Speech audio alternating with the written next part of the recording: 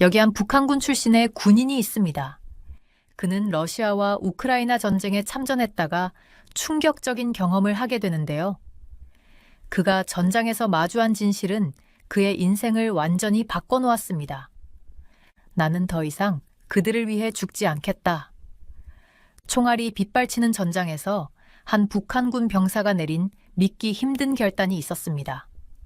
그는 자신의 모든 것을 버리고 탈출을 감행했는데요. 하지만 그가 전쟁터에서 목격한 충격적인 진실은 무엇이었을까요? 러시아와 우크라이나의 전쟁이 한창이던 어느 날, 북한은 러시아를 돕기 위해 비밀리에 군인들을 파견했습니다. 하지만 아무도 그들이 그곳에서 겪게 될 일을 예상하지 못했죠. 특히 오늘의 주인공인 이재우 씨는 그곳에서 북한이 숨기고 있던 충격적인 진실과 마주하게 됩니다. 대체 그는 어떤 경험을 했길래 목숨을 걸고 탈출을 선택했을까요? 그리고 그가 마주한 진실은 무엇이었을까요? 오늘의 사연을 시작합니다. 저는 이재우라고 해요. 항상 제게 중요한 건 의무라고 생각했어요. 기대되는 대로 해야 하고 의심 없이 명령을 따라야 한다고 믿었죠. 저는 북한의 한 작은 마을에서 자랐어요. 국경에서 몇 마일 떨어지지 않은 곳이었죠. 제 가족은 부유하지 않았지만 필요한 건 다 있었어요. 쉽지 않은 삶이었지만 익숙했어요. 아버지는 군인이셨고 저도 그렇게 되어야 한다고 생각했어요. 그때는 그게 당연하다고 여겼죠. 군인은 존경받고 군인은 필요하니까요. 그래서 나이가 들자 군에 입대했어요. 아버지처럼 말이죠. 훈련은 힘들었지만 그건 예상했던 일이었어요. 행군도 배우고 사격도 배우고 명령을 따르는 법도 배웠어요. 그건 제가 가야 할 길이었죠. 하지만 아무리 훈련이 철저하고 체계적이어도 뭔가 불편한 느낌이 있었어요. 주위를 보면 웃는 사람도 없고 말도 잘하지 않더라고요. 그저 명령을 따르고 지시받은 대로 하는 게 전부였어요. 그러던 어느 날 모든 게 달라졌어요. 제가 소속된 부대 막사에 있을 때 명령이 내려왔어요. 바로 정부의 최고위층에서 온 명령이었죠. 우리 정부가 러시아와 협정이 맺어졌다고 했어요. 그들이 군인이 필요하다고 했고 저는 그중 하나로 뽑혔어요. 그게 정확히 무엇을 의미하는지 처음에는 잘 몰랐지만 곧 알게 되었어요. 명령은 문서상으로는 간단했어요. 우리는 우크라이나로 가서 러시아를 지원하기로 했어요. 훈련 기회가 될 거라고 했고 우리가 북조선의 힘을 세상에 증명할 기회라고 했죠. 그런 생각은 중요해 보였어요. 마치 저 자신보다 더 큰 무언가에 불려가는 것 같은 느낌이었어요. 하지만 뭔가 찜찜한 기분이 들었어요. 명령이 너무 갑작스럽고 너무 빨리 내려졌거든요. 그들이 이 일을 특별하게 이야기할 때는 마치 우리가 어떤 대단한 일에 참여하는 것처럼 들렸어요. 그런데 짐을 싸면서 제 마음속에 불안감이 점점 커졌어요. 뭔가 잘못된 것 같았지만 정확히 무엇인지 알 수는 없었어요. 떠나기 전날 밤, 저는 침대에 누워 천장을 바라보며 내가 제대로 선택한 건지 고민했어요. 북한을 떠난 적도 없었고 국경을 넘어본 적도 없었죠. 바깥 세상은 저에게 미지의 세계였어요. 하지만 그 선택에 의문을 제기할 여지는 없었어요. 의심할 여유도 없었어요. 저는 군인이었고 제 일은 명령을 따르는 것이었어요. 다음 날 아침 일찍 우리는 수송기에서 탑승했어요. 아직 하늘은 어두웠고 비행기의 엔진 소리가 금속을 울리며 진동을 일으켰어요. 저는 조용히 창밖을 바라보며 끝없이 펼쳐진 구름바다를 쳐다봤어요. 무슨 일이 기다리고 있을지 머릿속에서 생각이 빠르게 지나갔지만 집중할 수가 없었어요. 손이 떨렸어요. 두려워서가 아니라 뭔가 불편한 기분 때문이었어요. 날이 지나면서 우리는 낯선 땅을 지나 결국 우크라이나에 도착했어요. 날씨는 차갑고 공기는 기름과 금속이 타는 냄새로 가득했어요. 우리가 자랑스럽게 보았던 북한의 동맹국들과는 전혀 다른 모습이었죠. 그곳은 황폐한 풍경으로 전쟁의 날카롭고 금속적인 냄새만이 느껴졌어요. 우리는 곧바로 전선으로 배치되었어요. 환영의 연설도 큰 의식도 없었어요. 그저 명령이었죠. 우리는 전쟁에서 러시아를 돕기 위해 싸워야 한다고 들었어요. 우리가 다른 나라의 전쟁을 위해 싸운다는 사실, 그것이 우리의 전쟁이 아니라는 사실은 중요하지 않았어요. 중요한 건 명령을 따르는 것이었어요. 전선에서의 첫날 밤이 가장 힘들었어요. 멀리서 포탄이 터지는 소리가 들리고 지평선 너머에서 폭발의 불꽃이 번쩍였어요. 저는 진흙 속에 누워서 머릿속을 정리하려 했어요. 우리는 특별한 임무의 일환으로 오게 되었다고 들었어요. 하지만 제 눈에 보였던 건 공중에 떠다니는 연기, 흙 속에 묻힌 피, 그리고 이미 희망을 잃어가는 병사들이었어요. 그때 저는 생각했어요. 왜 우리가 여기에 보내졌을까? 정말 이게 우리의 싸움일까? 아니면 다른 사람들의 전쟁에 우리가 희생되는 걸까? 그 질문은 시간이 지나면서 계속 제 머릿속을 떠나지 않았어요. 얼어붙은 땅을 파고 몸을 맞대고 따뜻함을 나누며 세상이 끝날 것만 같은 준비를 하면서 명예의 약속은 점점 거짓처럼 느껴졌어요. 우리는 그저 군인일 뿐이었어요. 버려진 존재였죠. 그리고 그 안에서 저는 더 이상 제 나라를 위해 싸우는 게 아니라 살아남기 위해 싸운다는 걸 알게 되었어요. 우크라이나에서 수송기에서 내리는 순간 저는 이곳이 제 자리가 아니라는 걸 알았어요. 공기는 너무 차가워서 제 유니폼을 가르며 마치 작은 칼날들이 피부를 찔러대는 것 같았어요. 풍경은 황량하고 끝없이 펼쳐진 들판 위로 흐릿한 회색 하늘이 덮여 있었어요. 처음 봤을 땐 전쟁터 같지 않았어요. 하지만 주변을 살펴보니 그 흔적들이 곳곳에 있었어요. 버려진 차량들, 공기 중에 퍼지는 연기 냄새, 멀리서 들려오는 총격 소리. 이건 훈련이 아니었어요. 진짜 전쟁이었고 저는 싸우러 온 거였어요. 저희 부대는 대부분 같은 세대의 젊은 남성들로 이루어져 있었어요. 모두 같은 이상에 따라 훈련을 받았죠. 정권에 대한 충성, 나라에 대한 자부심, 그리고 깊이 새겨진 의무감. 아무도 여기에 오길 원하지 않았어요. 우리는 그저 명령을 따르고 있었죠. 그렇게 배웠으니까요. 하지만 첫날 얼어붙은 진흙 위에 서서 멀리 하늘에서 터지는 폭발을 보면서 예상하지 못한 감정이 생기기 시작했어요. 두려움이었어요. 고향에서는 전쟁이 영웅적인 일이라고 싸운 사람에게 명예를 가져다 준다고 얘기했어요. 하지만 전쟁의 진짜 얼굴, 끊임없는 추위, 피, 동료의 죽음, 그리고 끝없는 기다림은 우리를 준비시켜주지 않았어요. 그건 악몽 같았고 저는 그 악몽에서 깨어날 수 없었어요. 첫 번째로 누군가를 잃었던 순간이 기억나요. 그 사람의 이름은 장이었어요. 제 분대의 젊은 병사였죠. 우리는 정찰을 나갔어요. 나무들 사이를 조용히 지나가는데 적의 총격을 받았어요. 총알이 제 귓가를 스쳐 지나가는 소리는 귀를 먹먹하게 만들었고 잠시 동안 제가 할 수 있는 건 나무 뒤에 웅크려서 기도하는 것뿐이었어요. 그런데 장은 기회를 갖지 못했어요. 총알이 그의 가슴을 관통하며 그가 쓰러졌고 숨을 헐떡이며 고통스러워했어요. 그가 죽어가며 보였던 눈빛은 잊을 수 없어요. 빈 느낌이었어요. 마치 자신이 왜 여기 있는지도 모르는 것처럼. 고향에서는 우리를 영웅이라고 했어요. 우리가 무언가 고귀한 것을 위해 싸우고 있다고, 나라를 지키고 있다고, 우리의 희생이 의미 있는 일이 될 거라고 했죠. 하지만 장의 시신 위에 서서 깨달았어요.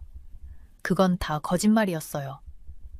고향에 있는 사람들은 신경 쓰지 않았어요. 우리는 우리가 이해하지 못하는 게임의 말들일 뿐이었어요. 날들은 지루하게 지나갔고 하나하나가 또 다른 날과 섞여버렸어요. 우리는 항상 전투의 가장자리를 헤매며 한 위치에서 다른 위치로 이동했어요. 저를 포함해 젊은 남자들이 많았어요. 두려워하고 지치고 혼란스러워하는 사람들. 아무도 이걸 얘기하지 않았지만 그들의 눈에서 볼 수 있었어요. 우리가 이용당하고 있다는 걸 깨닫고 있다는 사실을. 추위는 단순한 신체적인 고통이 아니었어요. 그것은 우리의 마음 속에도 있었어요. 시간이 지나면서 저는 모든 것을 의심하기 시작했어요.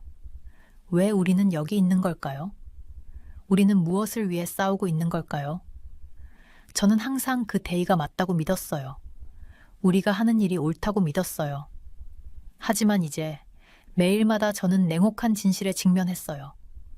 우리는 다른 사람의 전쟁에 싸우고 있었어요. 우리는 영웅이 아니었어요. 우리는 그저 도구였어요. 어느 날 밤, 특히 격렬한 교전이 끝난 후 저는 차가운 흙바닥에 누워서 잠을 청하려 했어요. 하지만 눈을 감을 때마다 장의 얼굴이 떠올랐어요. 다른 전우들의 얼굴이 떠올랐어요. 그들의 몸은 눈 속에 버려져 세상에 잊혀졌어요. 그 느낌을 벗어날 수가 없었어요. 우리는 하나씩 버려지고 있다는 생각이었어요.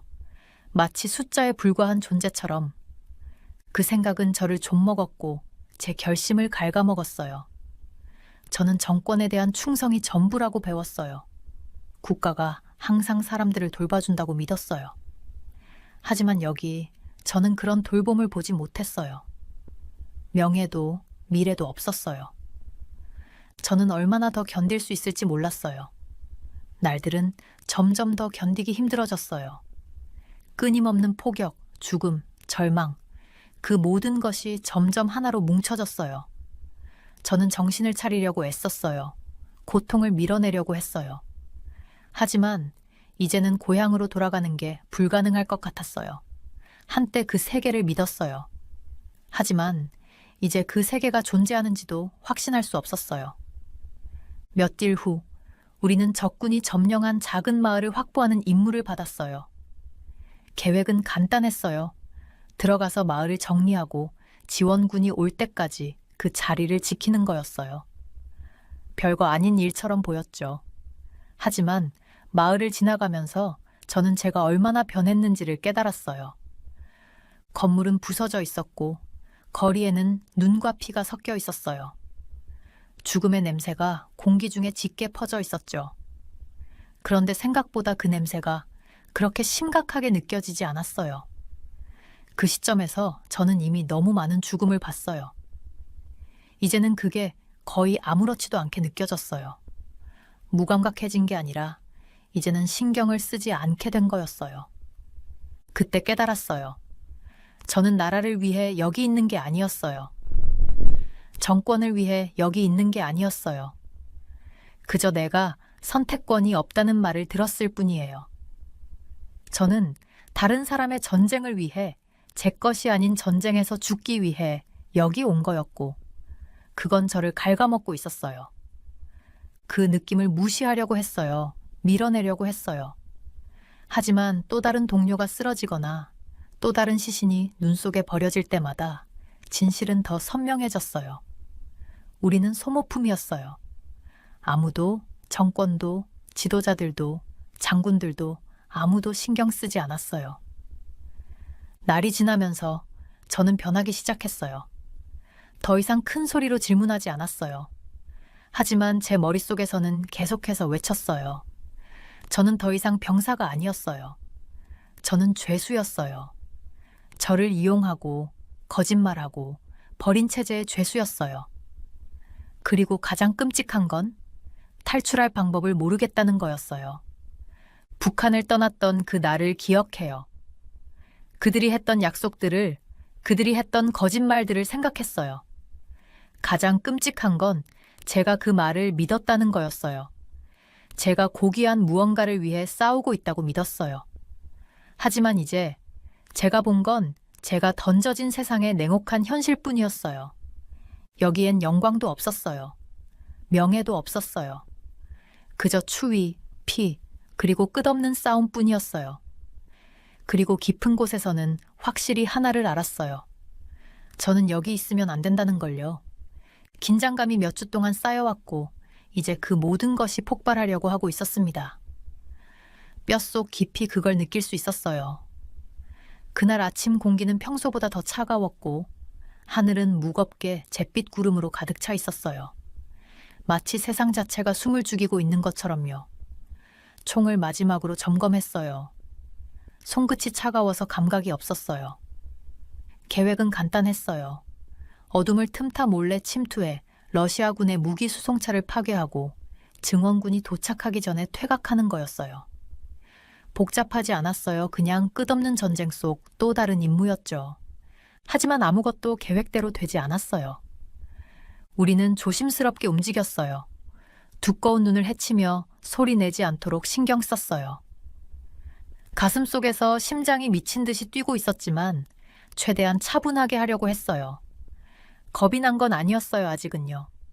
이 임무는 며칠 동안 반복해서 훈련했었고 더 심한 상황도 본 적이 있었어요. 적어도 그렇게 생각했죠.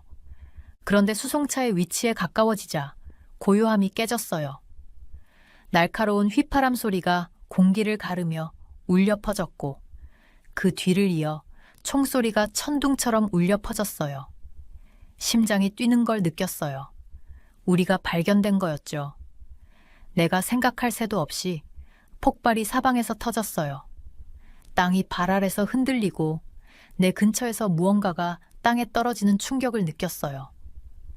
몸이 뒤로 튕겨나가며 세상이 빙글빙글 돌았고 차가운 땅에 그대로 쓰러졌어요.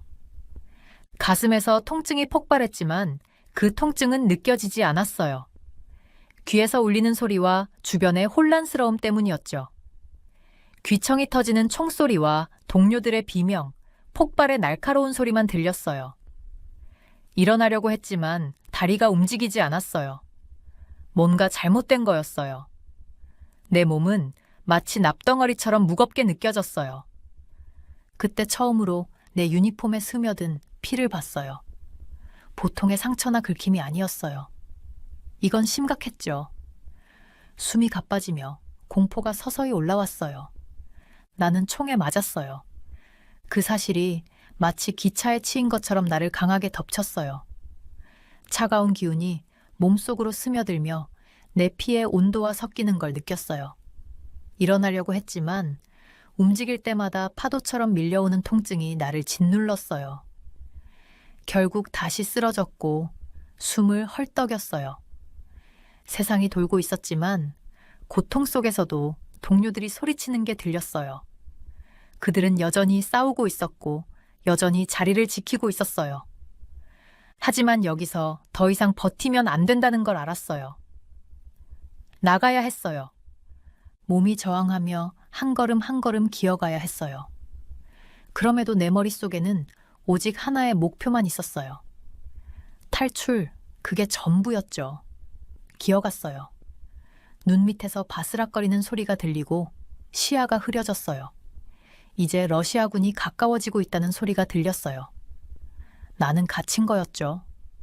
더 이상 나갈 곳도 없고 숨을 곳도 없었어요. 그때 무언가가 내 안에서 끊어졌어요. 분노가 번개처럼 나를 찔렀어요. 이건 더 이상 단순한 전투가 아니었어요. 이건 함정, 내가 자진해서 걸어 들어간 함정이었어요. 이제 나는 내 나라를 위해 싸우는 게 아니었어요. 아니, 더 이상 그런 걸 느낄 수 없었어요. 북한은 나를 팔았어요. 나를 여기서 죽게 만들었어요. 아무 의미 없는 약속을 위해서. 나는 여기서 죽지 않을 거예요. 이런 식으로 그들을 위해서 죽지 않겠어요. 몸을 일으켰어요. 부서진 탱크의 잔해를 의지해서 일어섰죠. 가슴이 타들어가는 듯 했지만 그걸 무시했어요. 군인들이 점점 가까워지고 있었어요. 빨리 움직여야 했어요. 혼란 속에서 나는 전장의 틈새를 봤어요. 그곳이 내 유일한 기회였어요. 남아있는 힘을 다해 그쪽으로 비틀거리며 달려갔어요. 들키지 않기를 기도하며요. 하지만 너무 느렸어요. 뒤에서 한 소리가 들렸어요.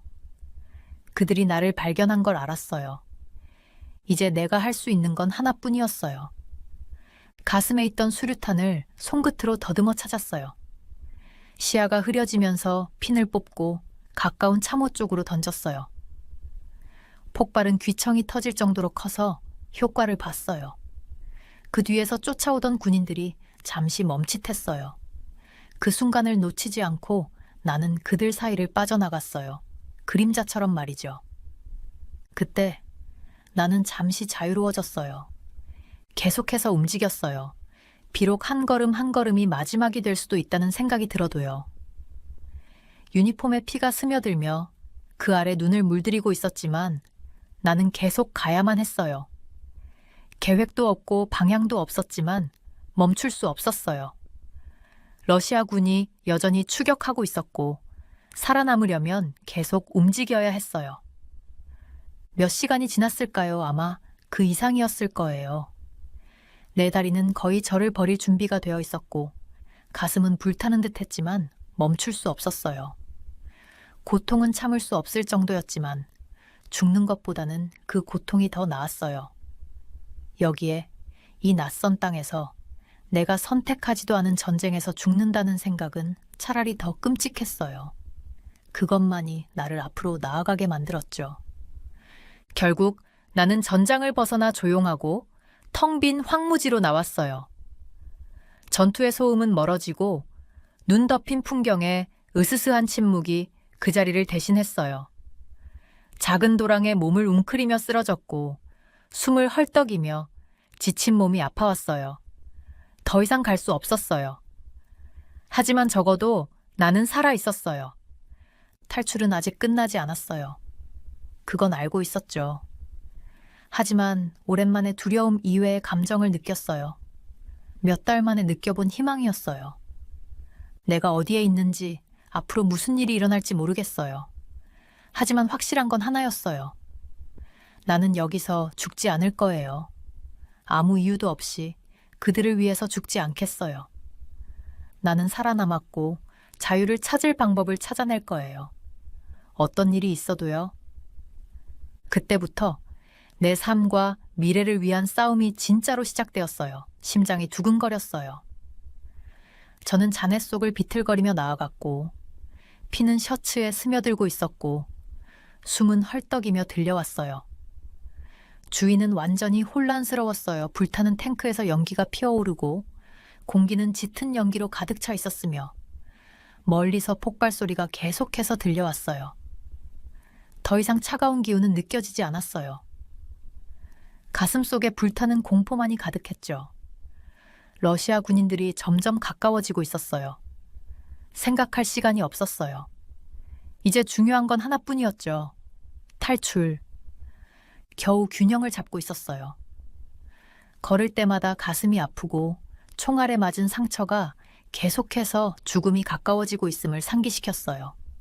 하지만 여기서 죽을 수는 없었어요. 그들을 위해서도 이 전쟁을 위해서도 죽을 수 없었어요. 저는 기어가며 부서진 차량들을 넘어서야 했어요. 손이 날카로운 금속 조각에 긁히면서도 멈추지 않았어요. 매 순간이 고통이었지만 계속 움직였어요. 내가 갈수록 러시아 군인들이 더 가까워지는 느낌이었어요. 그들의 목소리가 들렸어요. 명령을 외치며 내 방향으로 다가오고 있었어요. 그들은 살아남은 사람을 찾고 있었고 저는 마지막 생존자였어요. 조끼에 달린 수류탄을 손으로 더듬어 찾았어요. 선택의 여지가 없었어요. 저는 안전핀을 빼고 수류탄을 가능한 멀리 던졌어요. 폭발 소리가 내 귀를 울리기 직전 그 폭발이 들려왔어요. 폭발이 공기 중에 충격파를 일으켰고 그 혼란 속에서 계속 움직였어요. 뛰었어요. 혹은 뛰려 했어요. 사실 뛰기보단 비틀거리는 느낌이었지만 그건 중요하지 않았어요. 저는 자유였어요. 지금은 머리를 낮게 하고 저는 잔해 속을 달렸어요. 폭발의 여파로 귀가 울리고 있었어요. 뒤쫓는 군인들에 대해서나 얼마나 왔는지에 대해 생각할 수 없었어요. 지금 중요한 건 한 발 한 발 내딛는 것뿐이었어요. 몇 시간이 지나고 저는 전장의 끝자락에 도달했어요. 다리가 더 이상 감각이 없었고 시야도 흐릿해지고 있었어요. 하지만 저는 도달했어요. 전쟁의 소리는 점점 멀어지고 그 자리를 묘한 고요가 대신했어요. 전장은 몇 마일이나 떨어졌지만 싸움은 끝나지 않았어요. 저는 어디에 있는지도 앞으로 어떻게 될지도 몰랐지만 살아 있었어요. 그게 충분했어요. 저는 그대로 바닥에 쓰러졌어요. 몸이 너무 지쳐 더 이상 움직일 수 없었어요. 세상이 빙글빙글 돌아갔고 저는 눈을 감고 어둠 속에 몸을 맡겼어요. 내가 꿈을 꾸고 있는 건지 아니면 드디어 죽은 건지 몰랐어요. 하지만 죽음에 대한 두려움은 이제 없었어요. 오히려 그것은 한숨 돌릴 수 있는 해방처럼 느껴졌어요. 하지만 저는 죽지 않았어요. 다시 눈을 떴어요. 새벽의 첫 햇살이 하늘을 가르며 땅의 긴 그림자를 드리웠어요. 저는 아직 살아 있었어요. 그리고 저는 살아남았어요. 하지만 이제 진짜 싸움이 시작되었어요. 물자도 무기도 나아갈 방향도 없었어요. 오직 머릿속에 떠오른 생각 하나만 있었어요. 자유. 무엇이든 해야 했어요. 저는 그것을 찾아낼 거예요. 저는 힘겹게 들판을 헤치며 걸었어요. 균형을 잡기 어려웠고 몸이 한 걸음씩 아파왔어요. 옷은 피와 땀에 흠뻑 젖어 있었고요. 하지만 죽지 않았다는 것만은 다행이었어요. 그게 전부였죠. 탈출은 했지만 싸움은 아직 끝나지 않았어요. 오히려 이제 시작된 거였죠. 전쟁터 외곽에 있는 작은 우크라이나 마을에서 피신처를 찾았어요. 여기엔 군인도 없었고 멀리서 총소리가 들리지도 않았어요. 오직 평화로운 일상의 소리만 들렸죠. 사람들이 일상적인 일들을 하고 있었는데 그들은 몇 마일 떨어진 곳에서 땅이 전쟁의 폭력으로 흔들리고 있다는 사실을 모르고 있었어요. 여기서 느끼는 감정은 이상했어요. 마을은 평화로웠고 제가 떠나온 파괴와는 거리가 멀었지만 동시에 감옥처럼 느껴졌어요. 저는 외부인, 어울리지 않는 군인이었고 그림자 속에 숨어서 아무도 보지 못하는 상처를 돌보고 있었죠. 그 후 며칠 동안 저는 마을 외곽에 있는 버려진 헛간에서 지냈어요. 마을로 얼굴을 내밀 수는 없었죠. 마을 사람들은 제가 이해할 수 없는 언어를 쓰고 있었고 제 존재 자체가 의심을 불러일으킬 뿐이었어요. 그래도 여기의 조용함은 뭔가 위로가 되었어요. 농장 동물들, 바람에 흔들리는 나무들 고향에서 당연하게 여기던 것들이었죠. 하지만 그 평화는 오래가지 않았어요. 제가 도착한 지 며칠 후 저와 같은 피난민들이 헛간으로 피신해 왔어요. 그들은 전쟁을 피해 모든 것을 뒤로하고 도망친 사람들이었죠. 아마 30대쯤 되어 보이는 여자가 있었는데 피곤한 얼굴과 걱정 가득한 눈빛으로 저에게 서툰 영어로 말을 걸었어요. 그녀는 제가 어떤 사람인지, 한때 어떤 군복을 입었고 무엇을 경험했는지에 대해 소문을 들은 것 같았어요. 저는 그들 앞에서 제 정체를 숨길 이유가 없었어요. 그들도 생존자였고 저와 같은 미친 상황을 피해 도망친 사람들이었어요. 그들은 겁에 질리고 피곤하고 상처 입었지만 여전히 눈빛에는 어떤 불꽃이 있었어요. 그 불꽃은 제가 길을 떠나면서 잃어버린 것이었죠. 그 여자는 그들의 이야기를 들려주었어요. 그들은 근처 도시에서 왔고 전쟁의 교차로에서 살아남았어요. 가족은 흩어졌고 집은 파괴되었죠. 전쟁이 무엇을 할 수 있는지 그들은 그걸 다 봤어요. 하지만 여기서는 자유로웠어요. 적어도 지금은. 그들의 이야기는 어쩌면 제 이야기와 같았어요. 배신의 이야기, 깨진 약속의 이야기. 그때 그것이 저를 강타했어요. 총알보다 더 세게, 폭발보다 더 크게. 저는 거짓말을 당했어요. 우크라이나에서 보낸 모든 시간, 겪은 모든 전투, 흘린 모든 피, 그것은 아무 의미가 없었어요. 우리는 단지 희생양이었고 우리가 있어선 안 될 전쟁에 끌려갔어요. 전장에서 죽은 동료들은 뭐였던 걸까요? 그들이 눈 속에 묻히고 나서 곧 잊혀졌어요. 우리의 지도자들은 우리에게 영광을 약속했지만 대신 죽으라고 보냈어요. 그 깨달음은 차가운 바람처럼 저를 가로막았어요. 저는 더 이상 군인이 아니었고 그 체계의 일원이 아니었어요. 그들은 우리를 버렸고 이제는 제가 그들을 버릴 차례였죠. 하지만 그 다음은 무엇일까요? 헛간에 앉아 마을을 바라보면서 분노의 불길이 제 안에서 타오르기 시작했어요. 저는 도망칠 기회를 얻었고 알고 보니 그 지옥에서 벗어날 수 있었죠. 하지만 사실은 저는 길을 잃었어요. 다음에 뭘 해야 할지 전혀 모르겠더라고요. 가족도 없고 돌아갈 나라도 없고 갈 곳도 없었어요. 나만에 대해 생각했어요. 전쟁 중에 그곳에 대한 소문을 들었어요. 폭력에서 멀리 떨어진 자유와 기회의 땅이라는 이야기였죠. 하지만 그마저도 불가능해 보였어요. 여정은 위험할 거였고 국경과 군인, 수많은 땅을 넘어야 했어요. 제가 그걸 해낼 수 있을지 자신이 없었죠. 하지만 돌아갈 곳은 없었어요. 여기에는 더 이상 남을 이유가 없었죠. 결정은 한순간에 내렸어요. 저는 남한으로 가기로 했어요. 그곳만이 진정으로 벗어날 방법이었어요. 내가 아는 모든 것을 뒤로하고 다시 시작하는 유일한 길이었죠. 그 다음 며칠은 준비로 정신없이 흘렀어요. 피난민들에게 제 계획을 말할 수 없었어요. 제 존재가 주목받는 게 두려웠어요. 아는 사람이 적을수록 좋았죠. 밤에 헛간을 몰래 빠져나와 그림자 속으로 빠르게 움직였어요. 지금은 잡히면 안 됐어요. 되돌릴 수 없었죠. 심장이 가슴 속에서 뛰었지만 저는 한 걸음 한 걸음 계속 나아갔어요. 매 순간 누군가 제게 소리 지를 것 같았고 총소리가 울릴 것 같았어요. 하지만 아무 일도 일어나지 않았어요. 밤의 고요함은 두꺼운 이불처럼 저를 감쌌어요. 마치 꿈을 꾸는 것 같았죠. 하지만 꿈이 아니었어요. 저는 생명을 걸고 도망치고 있었죠. 다음 날 아침, 저는 다음 마을로 넘어갔어요. 너무 피곤해서 눈을 뜨기가 힘들었죠. 얼마나 걸었는지 모르겠지만 중요하지 않았어요. 계속 나아가야 했어요. 길에서 만난 사람은 나이가 많아 보이는 우크라이나 남자였어요.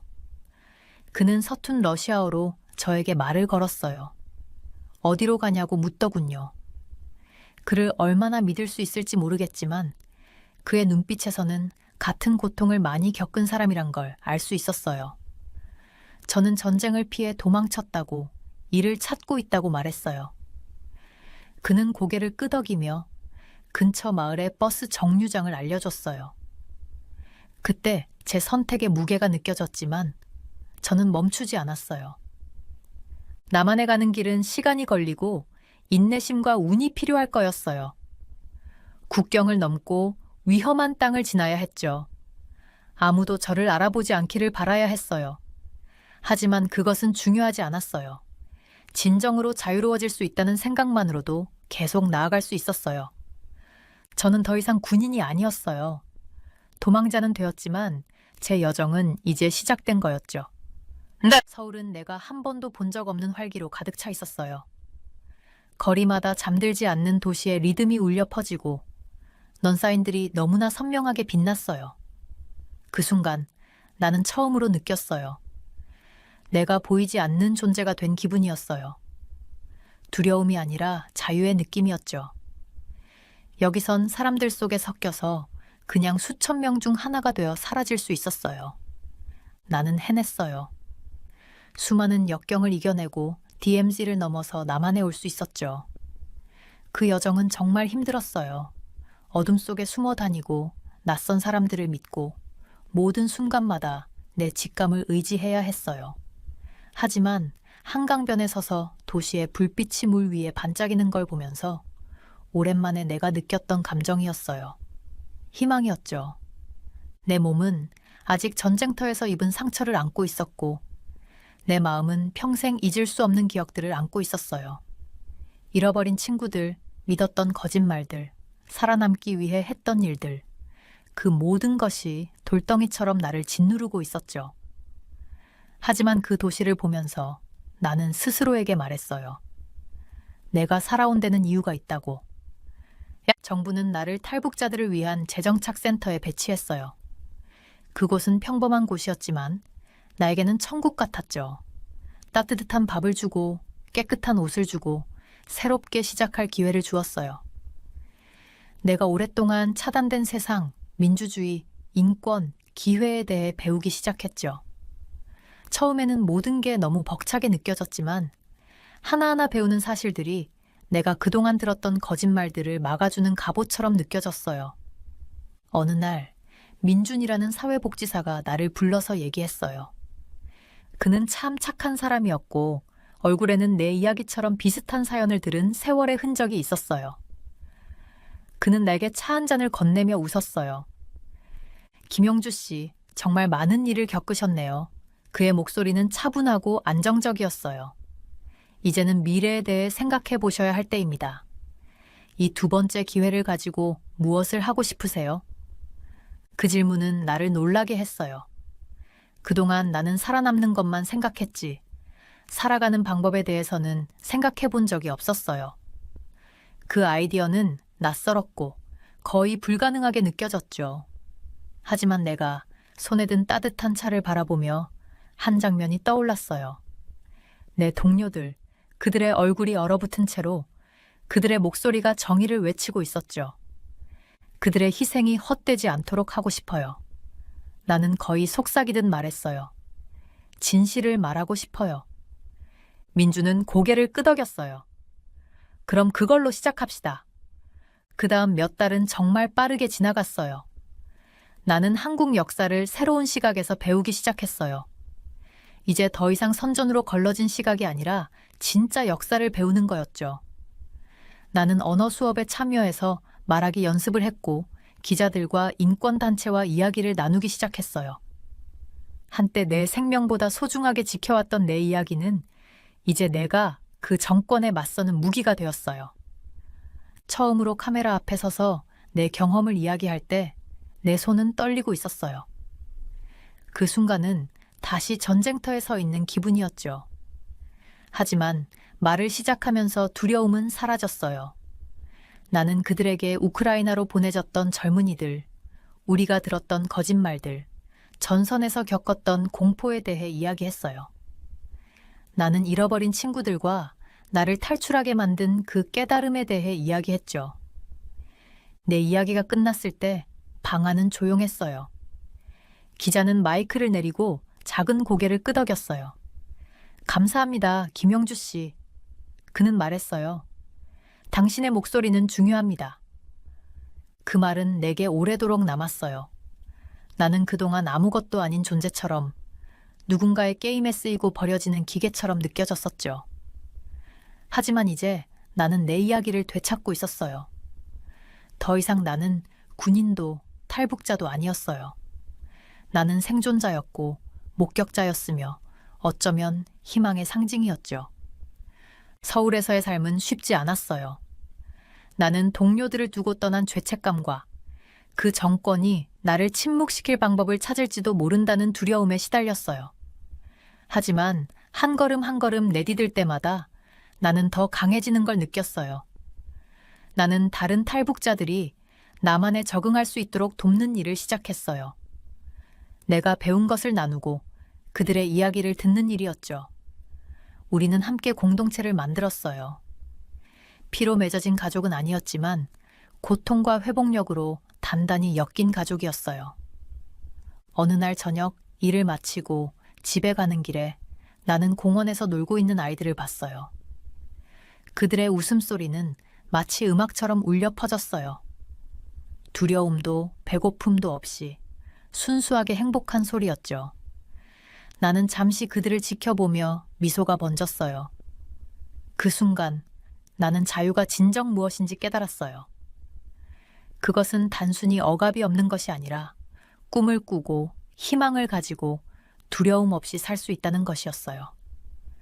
나는 여전히 과거의 기억들을 안고 살아가고 있지만 이제 그것들이 나를 정의하지 않아요. 그것들은 내 이야기의 일부일 뿐 끝은 아니죠. 내 여정은 아직 끝나지 않았어요. 하지만 처음으로 나는 다음에 무엇이 오더라도 맞설 준비가 된 기분이 들어요. 걷기를 계속하려고 돌아서면서 나는 내 마음속에 평화가 찾아오는 것을 느꼈어요.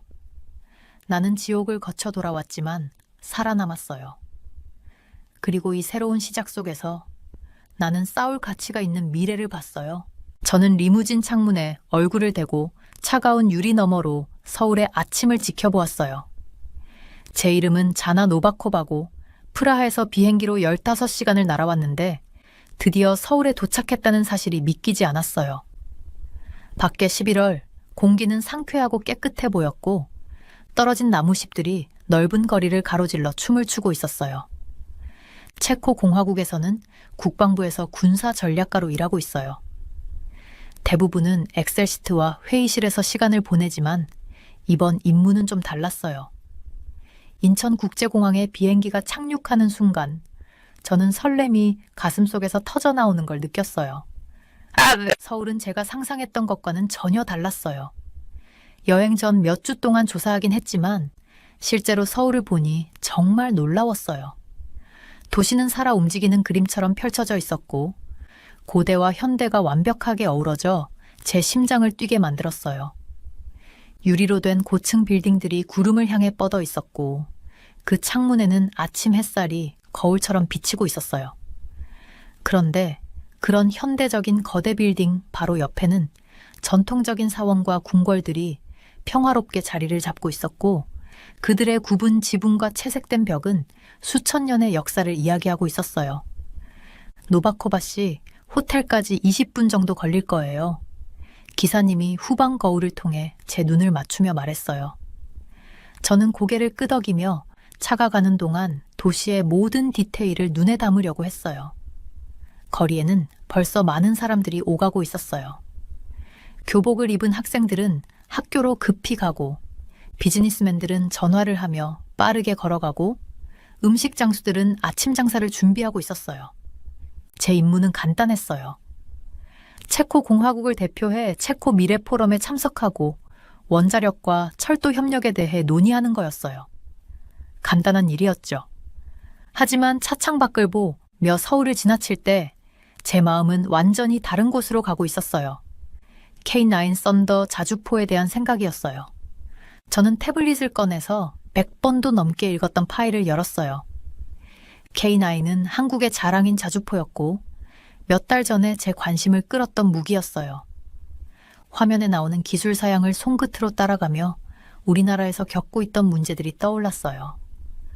우리가 주문한 프랑스제 세자르 자주포는 계속해서 지연되고 있었고 그 생각만 하면 답답함이 밀려왔어요. 그때 보행로를 따라 운동하는 중년 여성들이 눈에 들어왔어요. 밝은 운동복을 입고 여유롭게 걸으며 대화하고 웃는 모습이 아침 풍경에 색을 더하고 있었어요.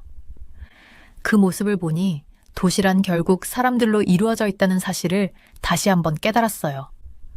서울은 프라하와 많이 달랐지만 또 어떤 면에서는 익숙한 느낌도 들었어요. 리무진은 벚꽃나무가 늘어선 넓은 대로로 접어들었어요. 지금은 가지가 텅 비어 있었지만 봄이 되면 그 나무들이 분홍색 꽃으로 덮일 때 얼마나 아름다울지 상상할 수 있었어요. 제 동료 마리아가 벚꽃 시즌에 찍은 사진을 보여준 적이 있었는데 겨울의 나무라도 실제로 보니 느낌이 다르더라고요. 호텔에 가까워지자 멀리 한강이 보였어요. 물결이 도시의 불빛을 반사하며 아직 꺼지지 않은 조명들이 비치고 있었어요. 포럼 일정은 빽빽했어요. 원자력 발전소에 관한 회의, 고속철도 시스템에 대한 논의, 그리고 이름을 제대로 발음하려고 연습한 여러 명의 공식들과의 손후 인사까지. 하지만 그 많은 회의 사이사이 저는 K9에 대해 더 알아볼 시간을 찾아야 했어요. 폴란드는 이미 이 자주포를 구입했고 만족하는 듯 보였어요. 혹시 이것이 우리가 찾고 있는 해결책이 될 수 있을까요? 프랑스 세자르 자주포의 지연은 단순한 불편함이 아니라 우리의 군사준비 상태에 심각한 영향을 미치고 있었어요. 리무진이 호텔 입구에 도착하자 깔끔한 유니폼을 입은 문지기가 저를 맞이하고 있었어요. 저는 생각을 정리하고 서류 가방을 챙기며 체코 대표로서의 역할을 준비했어요. 하지만 호텔의 회전문을 지나며 이번 여행이 누구도 예상하지 못한 중요한 일이 될 것 같다는 느낌이 들었어요. 호텔의 높은 외관을 올려다보며 저는 시원한 아침 공기를 깊게 들이마셨어요.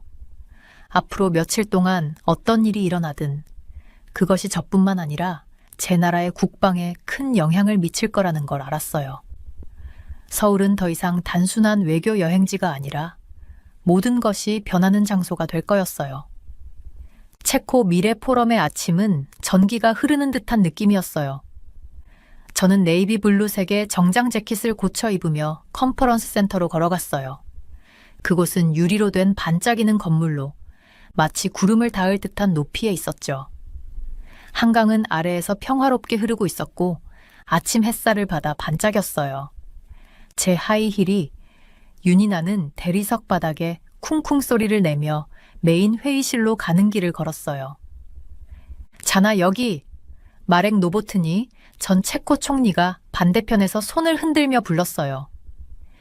그는 한국의 고위 공무원들과 함께 서 있었고 그들은 모두 깔끔한 검정 정장을 입고 있었어요. 저는 미소를 지으며 그들에게 다가갔고 지나가던 서버에게서 김이 모락모락 나는 녹차 한 잔을 받았어요. 회의실은 정말 인상적이었어요.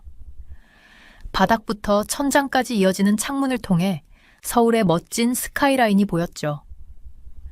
편안한 의자들이 큰 무대를 향해 놓여 있었고 화면에서는 원자력 발전소와 고속철도에 대한 다채로운 발표 자료들이 펼쳐지고 있었어요. 공기는 체코어, 한국어, 영어로 가득 찼어요. 저는 원자력 에너지 발표에 집중하려고 애썼어요. 원자로 설계와 안전 프로토콜에 대해 신중하게 메모를 하고 있었죠. 하지만 제 머리는 계속 K9 천둥 포병차로 향하고 있었어요. 다른 사람들이 전력망 연결이나 기차 시간표에 대해 이야기할 때 저는 노트북 구석에서 포병차의 윤곽을 스케치하고 있었어요. 점심시간, 저는 창가에 서서 비빔밥을 조금씩 떠먹고 있었어요. 마렉이 제 옆에 와서 다양한 한국 음식을 담은 접시를 들고 서 있었죠. 뭔가 정신이 없으신 것 같아요. 그는 고추장 소스를 비빔밥에 비비며 말했어요. 아직도 K9 생각 중인가요? 저는 고개를 끄덕였어요. 우린 그 포병차가 필요해요, 마렉. 프랑스의 지연이 심각한 문제가 되고 있어요. 그는 잠시 제 얼굴을 살펴보다가 전화를 꺼냈어요. 전화 한 통 해볼게요. 내일은 재미있는 일이 있을지도 몰라요. 다음 날 아침, 우리는 컨퍼런스 센터로 돌아가지 않고 작은 대표단을 이끌고 고속 열차를 타고 창원으로 향했어요. 창밖으로는 푸른 언덕과 작은 마을들, 그리고 반짝이는 산업단지들이 지나갔어요. 무엇이 기다리고 있을지 알기에 저는 거의 가만히 앉아 있을 수가 없었어요. K9 시설은 제가 상상한 것과는 전혀 달랐어요. 칙칙한 군사시설이 아니라 고기술 연구소처럼 보였어요. 그 건물은 마치 몇 킬로미터에 걸쳐 펼쳐진 듯 했어요. 현대적인 건축물은 한국의 산업적 위엄을 보여주고 있었죠. 김 씨, 주임 엔지니어가 입구에서 우리를 맞이했어요. 그의 영어는 완벽했고 그의 열정은 전염성이 있었어요. 우리는 조립 라인부터 시작할 거예요. 그는 안전환경과 방문자 배지를 나누어주며 말했어요. 그 후엔 재미있는 시간이 기다리고 있어요. 여러분이 K9을 직접 운전해 볼 수 있을 거예요. 그 말에 제 심장이 뛰었어요. 우리는 시설 안을 걸어가면서 각 작업의 정밀함에 감탄했어요. 로봇들이 대형 강판을 수술처럼 정확하게 용접하고 있었고 작업자들은 깨끗한 유니폼을 입고 복잡한 전자 시스템을 정성스럽게 설치하고 있었어요. 그곳은 새 페인트와 금속 냄새로 가득했어요. 마침내 우리는 시험장에 도착했어요. 그곳에 있었어요. K9 천둥 포병차. 아침 햇살을 받으며 자랑스럽게 서 있었어요. 그 짙은 녹색 페인트는 빛을 받아 반짝였고 긴 포시는 먼 언덕을 향해 뻗어 있었어요. 제가 상상한 것보다 더 크고 실제로 보는 것만큼 인상적이었어요. 조종해 보시겠어요? 김 씨가 차량을 가리키며 물었어요. 제 손은 약간 떨렸지만 저는 철제 계단을 올라갔어요. 조종석은 의외로 현대적이었어요. 포병차라는 생각보다 비행기 조종석처럼 보였죠. 화면에서는 전술 정보가 표시되었고 조종 장치는 직관적으로 보였어요. 시동 걸어보세요. 김 씨가 격려했어요. 저는 점화 버튼을 눌렀고 거대한 엔진이 울려 퍼지며 살아났어요. 전체 차량이 힘으로 진동했죠. 김 씨는 기본적인 조작법을 안내해 주었어요. 전진, 회전, 포신 위치 조정. 그 크기에도 불구하고 K9은 마치 작은 차량처럼 제 명령에 반응했어요. 우리는 시험장을 가로질러 장애물과 험한 지형을 넘으며 운전했어요.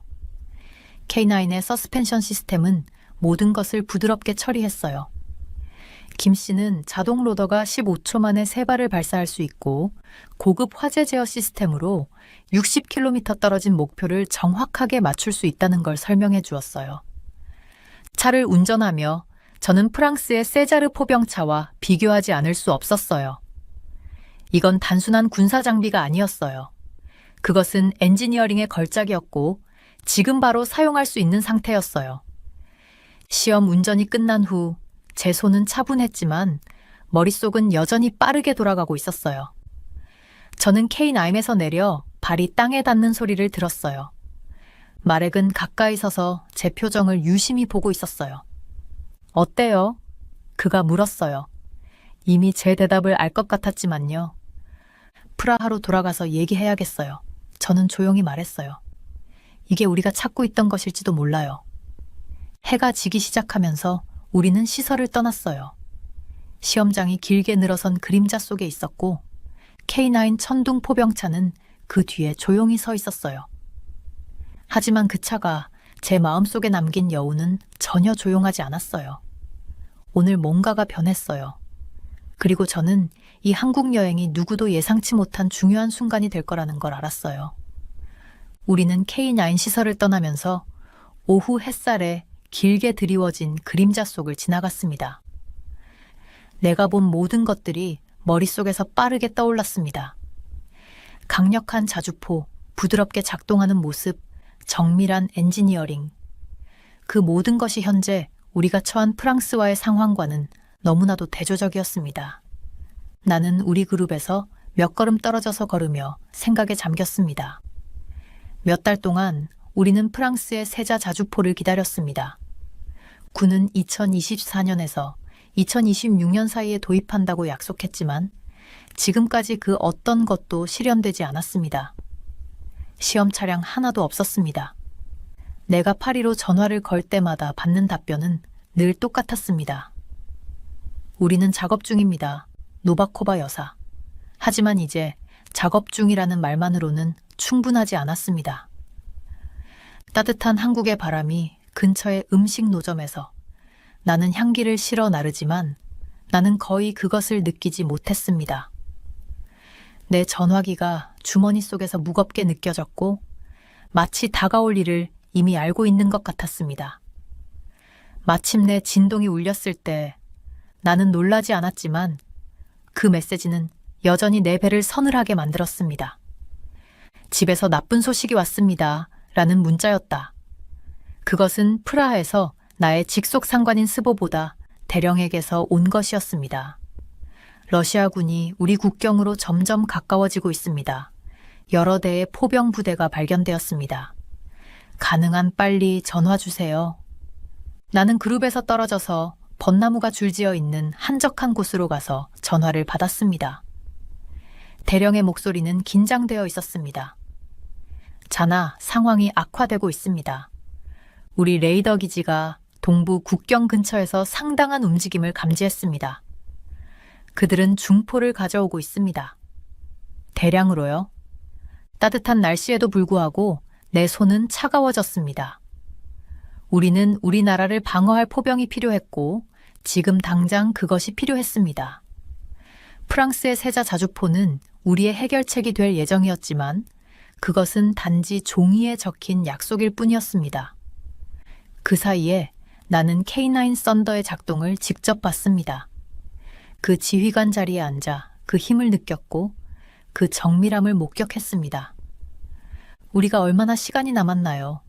내가 대령에게 물었습니다. 확실히 말하긴 어렵지만 그가 대답했습니다. 하지만 이제 프랑스를 기다릴 수는 없습니다. 우리는 지금 당장 해결책이 필요합니다. 나는 버스 근처에서 이야기하고 있는 우리 대표단을 보았습니다. 마렉, 우리 전 총리는 무언가에 대해 웃고 있었지만 그의 눈 주위에 깊은 걱정의 주름이 있었습니다. 그는 나와 마찬가지로 우리나라의 안전이 위태롭다는 것을 알고 있었습니다. 이제 선택이 명확해졌습니다. K9 썬더는 단순히 인상적인 기계가 아니었습니다. 그것은 즉시 해결할 수 있는 방안이었습니다. 한국은 이미 다른 나라들에 이 차량들을 빠르게 공급할 수 있음을 입증했습니다. 폴란드는 기록적인 속도로 그것을 받았습니다. 하지만 프랑스 주문에서 한국으로 바꾸는 것은 마치 잔잔한 연못의 돌을 던지는 것과 같을 것이었습니다. 그 파장은 프랑스와의 관계, 나토 내 우리의 입지, 그리고 우리 전체 방위 전략에 영향을 미칠 것입니다. 나는 마음을 결심하고 그룹으로 돌아갔습니다. 마렉, 내가 불렀습니다. 우리는 이야기를 해야 합니다. 저녁에 호텔 로비에서 조용한 코너를 찾아서 마렉과 이야기를 나누었습니다. 우리 위로는 크리스탈 샹들리에가 마치 우아한 거품처럼 떠 있는 듯 보였지만 그 아름다움은 우리의 상황의 긴급함을 잊게 해주지 않았습니다. 나는 모든 것을 정리해서 말했습니다. 러시아의 움직임, 우리가 절실히 필요한 포병, 그리고 프랑스의 지속적인 지원. 마렉은 신중하게 들으며 그의 손가락으로 가죽 의자의 팔걸이를 두드렸습니다. 내가 말을 마치자 그는 한동안 조용히 있었습니다. 로비의 부드러운 음악이 우리 사이의 침묵을 채웠습니다. 프랑스 주문을 취소하자는 거군요. 그가 결국 말했다. 질문이 아닌 사실 확인처럼 들렸습니다. 나는 고개를 끄덕였습니다. 그리고 K9 썬더로 대체하는 겁니다. 오늘 방문해서 그것들이 바로 공급될 준비가 되어 있다는 걸 확인했습니다. 그 차량은 전투에서 입증된 신뢰할 수 있는 기계이고 무엇보다도 지금 바로 사용할 수 있습니다. 정치적인 파장은 상당할 겁니다. 그가 경고했습니다. 프랑스는 이 일을 가볍게 받아들이지 않을 겁니다. 알아요. 나는 대답하면서 관광객들이 짐을 들고 지나가는 모습을 보았습니다. 하지만 더 나쁜 건 뭐죠? 화가 난 프랑스 정치인들이랑 아니면 방어할 수 없는 국경이랑? 마렉은 의자에 기대어 앉으며 먼 곳을 응시했습니다. 나는 그가 머릿속으로 여러 가지를 고려하며 옵션을 저울질하고 있는 모습을 거의 볼 수 있었습니다. 마침내 그는 전화를 꺼냈습니다. 전화를 걸겠습니다. 그가 말했습니다. 우리는 국방부, 총리실, 아마 대통령의 지원도 필요할 겁니다. 하지만 내 말이 맞아. 이제 우리는 더 이상 기다릴 수 없어요. 그가 첫 번째 전화를 걸기 시작하는 모습을 보며 나는 이상하게도 안도감과 불안감이 섞인 감정을 느꼈습니다. 우리는 모든 것을 바꿀 결정을 내리려 하고 있었습니다. 프랑스의 세자 자주포는 계약을 체결했을 때 완벽해 보였지만 때로는 종이 위에서 완벽한 것이 현실에서 완벽하지 않기도 합니다. 때로는 살아남기 위해 적응해야 할 때도 있습니다. 호텔 창문 밖으로 서울의 야경이 별처럼 반짝이고 있었습니다. 어딘가 창원에 있는 공장에서 K9 썬더들이 조립되고 있을 것입니다. 곧 그것들이 내 고향으로 가는 길에 올라 국경을 지킬 준비를 할 것이라 믿고 싶었습니다. 우리가 그것을 실현할 용기만 있으면 말입니다. 저는 서울의 스카이라인이 보이는 밝은 회의실에서 5명의 한국군 관계자들 앞에 서 있었습니다. 아침 햇살이 천장부터 바닥까지 이어진 창문을 통해 들어와 반질반질한 나무 테이블 위에 긴 그림자를 드리웠습니다. 박 장군님이 테이블 건너편에 앉아 계셨습니다. 그분의 눈빛은 부드럽지만 진지했고 얇은 테 안경 너머로 저를 바라보셨습니다. 그 옆에는 K9 썬더 프로젝트의 수석 엔지니어인 김 박사님이 계셨고 그녀의 태블릿에는 성능 데이터가 준비되어 있었습니다. 노바코바님, 포병 시스템에 대해 좀 더 말씀해 주세요. 박 장군님께서 또박또박한 영어로 말씀하셨습니다. 저는 깊은 숨을 들이쉬었습니다. 어제 K9을 타고 느꼈던 경험이 아직도 생생했습니다. 부드러운 조작감, 강력한 엔진, 정밀한 타격 시스템, 그 모든 것이 완벽하게 느껴졌습니다. 그런데 그때 제 주머니에서 핸드폰이 진동을 시작했습니다. 한 번, 두 번, 세 번 빠르게. 뭔가 이상했습니다. 잠시만요. 제가 말하며 자리를 떠났습니다. 관계자들은 정중하게 고개를 끄덕였습니다. 복도에서 저는 대령 드보르작으로부터 온 메시지를 읽으면서 손이 떨렸습니다. 긴급 러시아 포병대대가 국경으로 접근 중. 위성 확인됨. 즉각적인 대응 능력 필요. 진행 상황은 어떤가요? 제 속이 꽉 조여왔습니다. 잠시 벽에 기대어 눈을 감았습니다. 우리가 주문한 프랑스제 세자 포병은 아직 몇 달, 어쩌면 몇 년은 더 걸릴 거였습니다. 우리는 그동안 인내하며 기다렸고 수많은 회의에 참석했으며 업데이트를 요청했었습니다. 하지만 이제 더 이상 기다릴 시간이 없었습니다. 우리나라가 지금 당장 보호가 필요했습니다. 저는 새로운 결심을 다지고 회의실로 다시 들어갔습니다. 관계자들은 기대에 찬 눈빛으로 저를 쳐다보았습니다. 김 박사님은 큰 화면 뒤에서 K9 썬더의 3D 모델을 띄우며 그 사양을 깔끔한 상자 안에 정리해 놓았습니다. 방금 방해가 된 점 사과드립니다. 제 목소리는 예상보다 강하게 나왔습니다. 하지만 그 덕분에 논의가 더 급해졌을 수도 있습니다. 잠시 멈추고 테이블에 앉아있는 모든 사람들과 눈을 맞췄습니다. 동유럽의 안보 상황이 악화되고 있습니다. 제 나라는 신뢰할 수 있는 포병 시스템이 필요하고 그것이 바로 지금 당장 필요합니다. 김 박사님이 몸을 앞으로 기울이며 말했습니다. K9 썬더는 즉시 생산이 가능합니다. 이미 폴란드에 몇 대를 납품했고 그들의 피드백은 매우 긍정적이었습니다. 저는 고개를 끄덕이며 어제 경험했던 일들이 떠올랐습니다. K9이 험한 지형을 얼마나 잘 다뤘는지, 그 첨단 화재 제어 시스템, 편안한 승무원 공간 모든 것이 수년간의 정밀한 엔지니어링과 테스트를 거친 결과물이라는 느낌이 들었습니다. 솔직히 말씀해 주세요. 제가 말했습니다. 첫 물량은 얼마나 빨리 납품할 수 있나요? 박 장군님은 잠시 동료들과 한국어로 상담을 했습니다. 방 안은 조용히 논의가 이어졌습니다. 그리고 마침내 그는 저를 향해 다시 말했습니다. 노바코바님, 저희는 귀하의 상황을 이해합니다. 지금 바로 시작하면 첫 번째 물량은 몇 달 내에 준비할 수 있습니다. 몇 년이 아니라요. 저는 가슴이 뛰었습니다. 이것이 우리가 필요로 한 것이었습니다. 더 이상 약속이 아니라 행동이었습니다. 프랑스 세자 프로그램에서 겪었던 수많은 지연과 변명들이 떠올랐습니다. 그리고 K9 썬더를 타고 느꼈던 힘과 정밀함이 머릿속을 스쳤습니다. 그때 제 핸드폰이 다시 진동을 했습니다. 프라하에서 온 또 다른 메시지. 국방부 장관님께서 즉각적인 업데이트를 요청하셨습니다. 상황이 점점 더 긴장되고 있습니다. 선택은 분명해졌습니다. 저는 일어나며 재킷을 다듬었습니다. 지금 당장 프라하에 전화를 걸어야 합니다. 제가 말했습니다. 하지만 돌아오면 구체적인 수치와 납품 일정을 논의하고 싶습니다. K9 썬더가 바로 체코에 필요한 시스템이라고 확신합니다.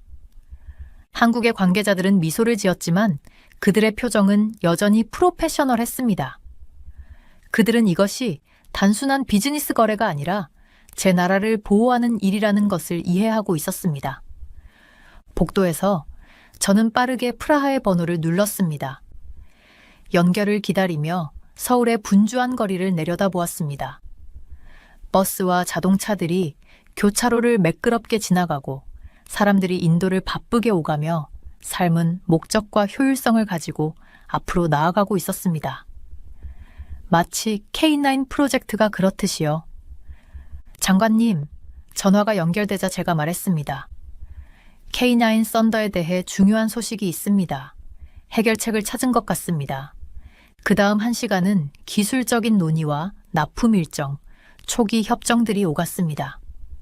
회의가 끝날 무렵 김 박사님이 저에게 태블릿을 들고 다가왔습니다. K9에 생산 일정이 표시되어 있었습니다. 저희는 절대 실망시키지 않겠습니다. 그녀가 간단히 말했습니다. 저는 그녀를 믿었습니다. 며칠 만에 한국은 그저 인상적인 군사 장비를 보여준 것이 아니라 진정한 헌신이 무엇인지 보여주었습니다. 제 서류를 정리하며 회의실을 떠나면서 저는 비록 집에서는 위기가 다가오고 있었지만 마음이 한결 가벼워졌습니다. 우리는 앞으로 나아갈 길을 찾은 것입니다. 박 장군님은 저를 문까지 바래다 주셨습니다. 노바코바님, 그분께서 말씀하셨습니다. 가끔은 가장 용감한 결단이 원래의 계획이 잘못됐을 때 방향을 바꾸는 것입니다. 저는 미소를 지으며 곧 뒤로 할 프랑스 세자 프로그램을 떠올렸습니다. 맞아요. 제가 말했습니다.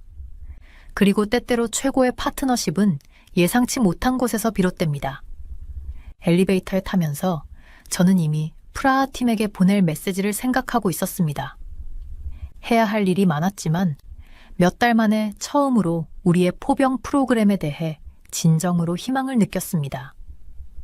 한국은 우리에게 더 나은 길을 보여주었고 우리는 그것을 받아들일 준비가 되어 있었습니다.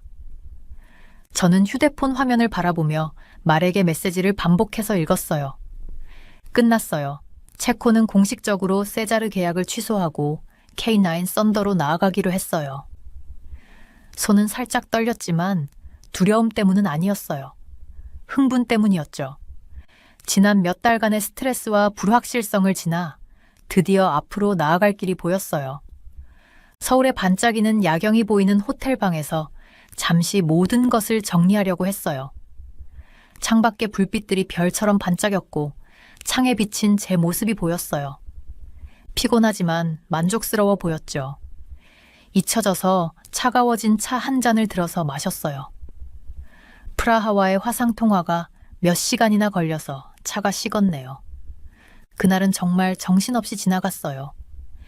프라하에서 승인을 받은 후 우리는 한국 방위팀과 몇 시간씩 회의를 했어요. 그들은 생산 일정, 배송 타임라인, 훈련 프로그램 등을 보여줬고 모든 것이 체계적이고 명확했어요. 세자르 프로그램과는 달리 한국은 단지 종이에 적힌 약속이 아니라 실제 차량을 보여줬어요. K9은 3개월 내에 납품을 시작할 수 있습니다. K9 프로젝트 매니저가 자신의 태블릿 화면을 가리키며 말했어요. 첫 배치의 포병들은 즉시 배치가 가능할 겁니다. 그 말을 들었을 때 심장이 뛰었어요. 3개월, 정말 진전이 있었어요.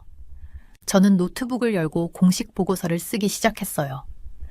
국방부는 모든 세부 사항을 필요로 할 거였죠. K9의 뛰어난 60km 사거리, 15초 만에 3발을 발사할 수 있는 능력, 고급 내비게이션 시스템, 그리고 제가 직접 경험한 편안한 승무원 공간 등을 포함해야 했어요. 하지만 가장 중요한 건 왜 이 결정이 우리나라의 미래에 중요한지 설명하는 거였어요. 그때 또 전화가 울렸어요. 이번엔 프라하에 있는 동료의 메시지였죠.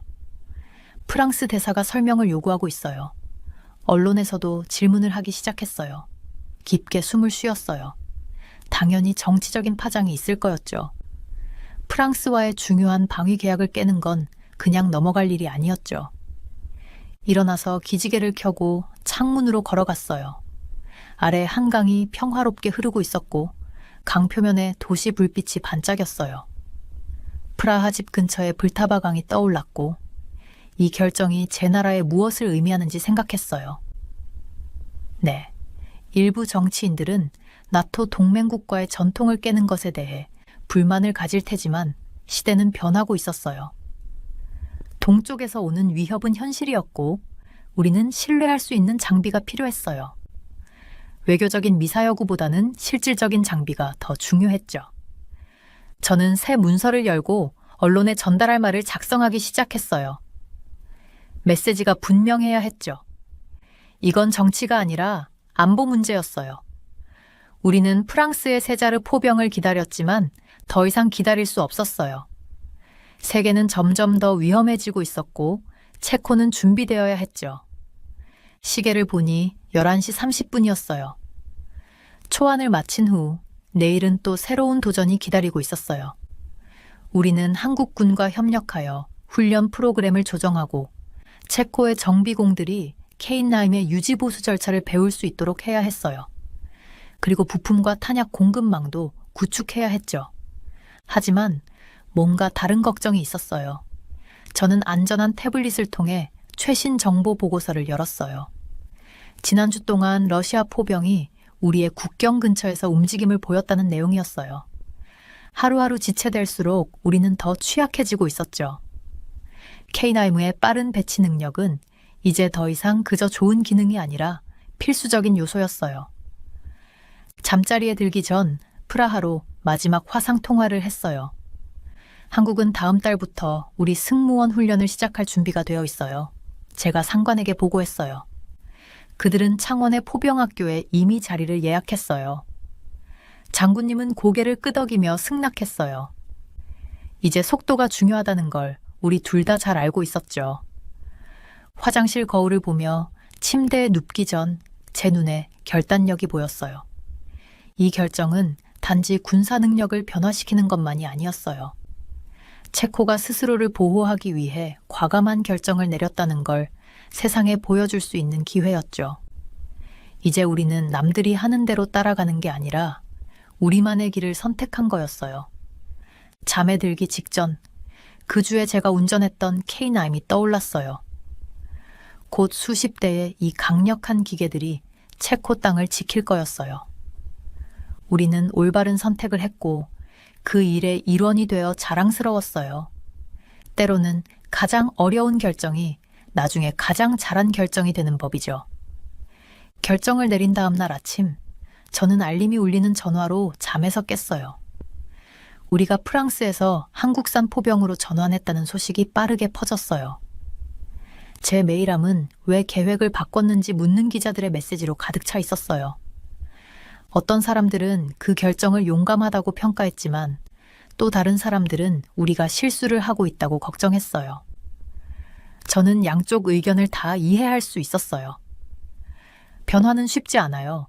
특히 수백만 달러에 달하는 군사 장비가 관련되어 있을 때는 더더욱 그렇죠. 저는 호텔 창가에 서서 서울의 스카이라인을 바라봤어요. 도시는 이미 깨어 있었고 차들이 마치 강물처럼 거리를 가로지르며 흘러갔고 아침 일찍부터 일터로 급하게 향하는 사람들의 모습도 보였어요. 이 풍경을 보며 한국이 왜 옳은 선택이었는지 다시 한번 떠올렸어요. 불과 몇십 년 만에 그들은 세계에서 가장 강력한 경제 중 하나를 만든 나라였어요. 그들은 이를 해내는 방법을 잘 알고 있었죠. 그때 전화가 울렸어요. 프라하에 있는 제 상사였어요. 야나, 국방부 장관이 K9 썬더에 대한 전체 보고서를 원해요. 내일까지 준비할 수 있나요? 지금 작업 중이에요. 라고 대답하며 저는 노트북을 열었어요. 그곳에 공장 방문 때 찍었던 사진과 메모들이 저장되어 있었죠. 저는 그날 아침 내내 제가 본 것들을 기록했어요. 정밀한 제조 과정, 첨단 기술, 그리고 무엇보다 중요한 것은 한국 엔지니어들의 헌신이었어요. 그들은 단순히 무기를 파는 게 아니라 우리에게 파트너십을 제안하고 있었죠. 그날 오후 저는 한국 생산팀과 마지막 회의를 가졌어요. 공장장이 회의 테이블에 일정을 펼쳐 놓으며 말했어요. 첫 번째 K9 썬더는 3개월 안에 납품할 수 있습니다. 라고 하면서 일정을 가리켰어요. 내년 말까지는 2개의 대대를 배치할 수 있을 만큼 충분히 납품할 수 있습니다. 저는 웃음을 참을 수 없었어요. 프랑스 회사는 수년 동안 아무것도 납품하지 않았는데 여기 한국은 즉시 생산을 시작할 준비가 되어 있었죠. 이제 이건 단순히 군사 장비를 사는 문제가 아니었어요. 우리가 신뢰할 수 있는 파트너를 찾는 일이었죠. 집으로 돌아가니 사람들은 저를 썬더 레이디라고 부르기 시작했어요. K9의 별명 덕분이었죠. 일부 신문에서는 제가 너무 강압적으로 변화를 추진했다고 비판했어요. 반면에 다른 신문은 프랑스의 납품이 계속 지연될 때 해결책을 제시한 저를 칭찬했어요. 하지만 저는 그 진실이 그 중간 어딘가에 있다고 생각했어요. 저는 그저 제 일을 하고 있었어요. 우리나라를 보호할 가장 좋은 방법을 찾으려고 노력한 거죠. 그 후 몇 달은 정말 바빴어요. 저는 프라하와 서울을 몇 주 간격으로 오가며 생산 상황을 점검하고 우리 군인들을 위한 훈련 프로그램을 조정하고 모든 것이 일정대로 진행되고 있는지 확인했어요. 공장을 방문할 때마다 저는 점점 더 많은 K9 썬더들이 생산되고 있다는 걸 보았어요. 각 차는 우리 국민을 위한 더 나은 보호를 의미했어요. 가장 보람 있었던 순간은 첫 번째 K9 썬더가 체코로 도착했을 때였어요. 그날 아침은 추운 날이었고 큰 차량이 수송 비행기에서 내려오면서 땅에서 김이 올라왔어요. 우리 군인들은 그 주위에 모여 훈련을 시작할 준비를 했죠. 그들이 K9의 조작법을 배우고 고급 타겟팅 시스템을 설명받고 K9이 얼마나 빠르게 위치를 잡을 수 있는지를 시연하는 모습을 보면서 그들의 얼굴이 환해지는 걸 보았어요. 이건 대단해요. 한 젊은 소위가 저에게 말했어요. 마치 오래된 핸드폰에서 최신 스마트폰으로 바꾸는 기분이에요. 그의 흥분된 표정을 보며 저는 창원에서 처음 시험 운전했을 때 제 기분이 떠올랐어요. 봄이 여름으로 넘어가면서 K9 썬더는 계속해서 도착했어요. 우리는 특별 훈련 센터를 마련해서 체코와 한국 군인들이 함께 훈련할 수 있도록 했어요. 그 파트너십은 단순한 군사장비 거래를 넘어서 두 나라가 진정한 동맹국이 되어가는 과정이었어요. 우리는 사이버 보안에 관한 지식을 공유하고 군사훈련 기술을 교환하며 공동훈련을 계획하기 시작했죠. 첫 번째 서울에서의 아침이 지나고 1년이 지난 지금 저는 우리 군인들이 K9 썬더로 첫 번째 완전 훈련을 하는 모습을 지켜보고 있었어요. 차량들은 훈련장을 가로지르며 부드럽게 움직였고 엔진은 힘차게 울려 퍼졌어요. 우리의 승무원들은 조작법을 완벽하게 익혀 타겟을 정확하고 빠르게 맞추고 있었어요. 그 모습을 보며 우리는 얼마나 멀리 왔는지를 느끼며 자랑스러웠어요. 그날 저녁 제가 첫 번째 방문에서 만났던 한국의 수석 엔지니어로부터 이메일을 받았어요. 그는 최신 K9 사진을 첨부하며 이렇게 썼어요. 우리에게 믿음을 주셔서 감사합니다. 이것은 우리 두 나라 간의 긴 우정의 시작에 불과합니다. 그의 메시지를 읽으며 저는 우리가 단순히 새로운 포병을 구매한 것이 아니라는 걸 깨달았어요. 우리는 때로는 예상치 못한 곳에서 최고의 해결책이 나온다는 걸 보여주었죠. 평소에 거래하던 파트너를 넘어서서 새로운 것을 시도해 본 결과 우리나라를 더 강하게 만들 수 있었어요. K9 썬더는 더 이상 단순한 군사 장비가 아니었어요. 어려워 보이는 길을 과감히 걸어가면 놀라운 결과를 얻을 수 있다는 증거가 된 거죠. 오늘날 K9 썬더들이 훈련장에서 움직이는 모습을 보면서 저는 서울에서의 첫 아침을 떠올리며 미소 지어요. 가끔 가장 큰 변화는 단 한 가지 간단한 질문에서 시작된다는 걸 느껴요. 만약 우리가 다른 것을 시도해 본다면? 저희에게 그 질문은 새로운 포병을 넘어서 국제적인 파트너십과 협력에 대한 새로운 방식을 가져다 준 시작이었어요. 저는 원래 세세한 부분에 강한 편이에요. 그래서 호주 국방부에서 수석 조달 담당자로 성공적으로 일할 수 있었던 거죠. 제 이름은 마이클 앤더스이고 호주의 수도 캔버라에서 일하고 있어요. 제 역할은 우리나라가 어떤 군사 장비를 사야 국가를 안전하게 지킬 수 있을지 결정하는 데 도움을 주는 거예요. 매일 아침이면 저는 현대적인 유리문을 지나 사무실 건물로 들어가요. 보안 요원 톰에게 고개를 끄덕이며 인사도 하고요. 건물 자체도 꽤 인상적인데 온통 철과 유리로 이루어져 있고 맑은 호주의 하늘을 향해 높이 뻗어 있어요. 그런데 오늘은 건물 안에 들어가는 순간부터 뭔가 달랐어요. 에어컨은 평소처럼 웅궁거리고 있었지만 사무실에는 평소와 다른 묘한 흥분감이 감돌고 있었어요. 사람들이 삼삼오오 모여서 낮은 목소리로 얘기를 나누고 있었고요. 그러다 제 조수인 사라가 제 사무실 문 앞까지 거의 뛰다시피 와서 저를 만났어요. 마이클, 이거 당장 보셔야 해요. 사라가 두툼한 서류철을 흔들면서 말했어요. 공식 문서 도장이 여기저기 찍혀 있더라고요. 한국에서 제안이 들어왔어요. 저는 서류철을 받아들고 책상에 앉았어요. 제 컴퓨터 모니터 옆에는 작은 호주 국기가 꽂혀 있는데 항상 거기 있어요. 아침 햇살이 창문을 통해 들어오면서 카펜 위에 빗무늬를 그렸어요. 서류철을 열자마자 그 안에 든 내용이 모든 걸 바꿔놓을 거란 걸 직감했어요. 첫 장부터 제안 내용이 굉장히 인상적이었어요. 한국이 호주에 새로운 잠수함 함대를 팔겠다는 거였는데 단순한 잠수함이 아니었어요. 이건 세계에서 가장 진보된 디젤정의 잠수함들이었거든요. 페이지를 넘기는 제 손이 약간 떨리더라고요. 이거야말로 우리가 딱 필요로 하는 거잖아. 제가 중얼거리면서 자세한 도면과 사양들을 들여다봤어요. 사실 저희는 미국에서 원자력 잠수함을 기다리고 있었어요. 하지만 그 잠수함들은 2040년까지는 도착하지 않을 거였어요. 그러니까 15년도 넘게 기다려야 한다는 거죠. 그 사이에 우리 바다를 지킬 뭔가가 필요했는데 마침 한국에서 그걸 딱 내놓은 거예요. 서류상으로 본 한국 잠수함은 정말 훌륭했어요. 소음이 거의 없이 바다를 누빌 수 있어서 우리 해안을 방어하기에 안성맞춤이었죠. 심지어 SLBM이라는 특수미사일도 탑재할 수 있었어요. SLBM은 잠수함 발사 탄도미사일을 뜻해요. 그리고 제일 좋은 건 한국이 잠수함 부품 일부를 호주에서 만들겠다고 제안한 거였어요. 그러면 우리 국민들에게 일자리도 생기는 거잖아요. 저는 바로 대회의실에서 회의를 소집했어요. 동료 50명이 길게 늘어선 테이블 주위로 모였는데 다들 이 제안을 보고 싶어서 안달이 나 있었어요. 대회의실에는 천장부터 바닥까지 이어지는 큰 창이 있어서 캔버라의 벌리 그리핀 호수가 보였지만 오늘은 아무도 창밖을 보지 않더라고요. 이 능력들 좀 봐.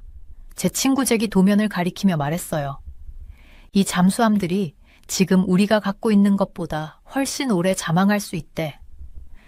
그리고 가격도 재무 담당 마리아가 덧붙였어요. 우리 예산 안에 딱 들어가요. 하지만 저는 뭔가가 계속 마음에 걸렸어요. 국방 조달 업무를 15년간 하면서 배운 건 뭔가가 너무 좋아 보이면 대개 뭔가 숨겨진 문제가 있다는 거였어요. 좀 더 시간을 두고 생각해봐야겠다는 생각이 들었어요. 이 결정을 서두르지 말고 신중히 분석해봐야 할 것 같아요. 제가 일어서며 말했어요. 모든 세부 사항을 꼼꼼히 검토합시다.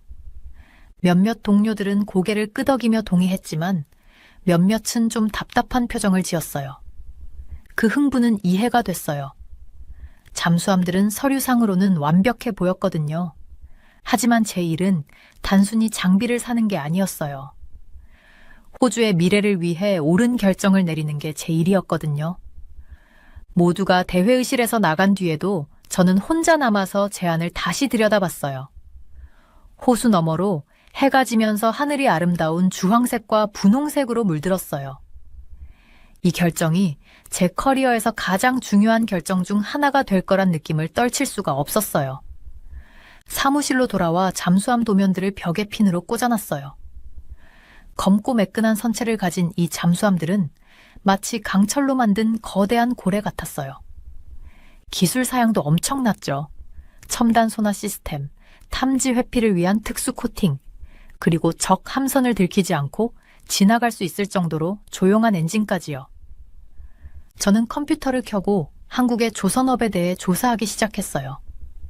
한국은 세계 최고 수준의 선박을 건조하는 나라 중 하나로 성장했더라고요. 하지만 잠수함은 얘기가 달랐어요. 잠수함은 훨씬 더 복잡하고 건조 과정에서 위험도도 높아요. 과연 그들이 약속한 걸 제대로 이뤄낼 수 있을까 싶었어요. 그날 저녁집으로 운전하며 캔버라의 가로등이 어둠 속에서 반짝이는 걸 보면서도 그 제안이 머릿속에서 떠나질 않았어요. 이건 호주에 평생 한 번 올까 말까 한 기회일 수도 있었어요. 아니면 엄청난 실수가 될 수도 있었죠. 이 결정을 내려야 한다는 부담감이 마치 무거운 배낭처럼 제 어깨를 짓누르는 것 같았어요. 제가 몰랐던 건 이건 제 커리어뿐만 아니라 호주의 국방의 미래까지 바꿀 이야기가 이제 막 시작됐다는 거였어요. 그리고 도시 어딘가에선 이미 누군가가 제가 잘못된 결정을 내리도록 꾸미고 있다는 사실이었죠. 저는 아직도 리우를 처음 만났던 날을 기억해요. 싱가포르에서 열린 아시아 경제 포럼에서였는데 에어컨이 열대 더위를 간신히 막아주는 정도였죠. 제가 막 호주 국방 조달 전략에 대한 발표를 마치고 나왔을 때였어요. 그가 두 잔의 커피를 들고 저한테 다가왔죠. 이거 필요해 보이시네요. 그는 따뜻하게 웃으며 말했어요. 그의 영어는 완벽했는데 약간의 억양이 있긴 했지만 어디 출신인지 짐작이 안 가더라고요. 해양 방위 능력에 대한 발표, 정말 흥미로웠습니다. 저는 커피를 받으며 감사 인사를 했고 카페인의 힘이 참 고마웠어요. 리우는 완벽하게 맞춘 회색 정장을 입고 있었고 차분하면서도 자신감 있는 태도를 보였어요. 그는 자신을 아시아 여러 정부와 협력하는 독립방위 컨설턴트라고 소개했죠. 마이클, 그가 말했어요. 조달에 이렇게 진지한 분을 만나니 참 신선하네요. 너무 많은 사람들이 장기적인 결과를 고려하지 않고 거래를 서두르는 경우가 많습니다.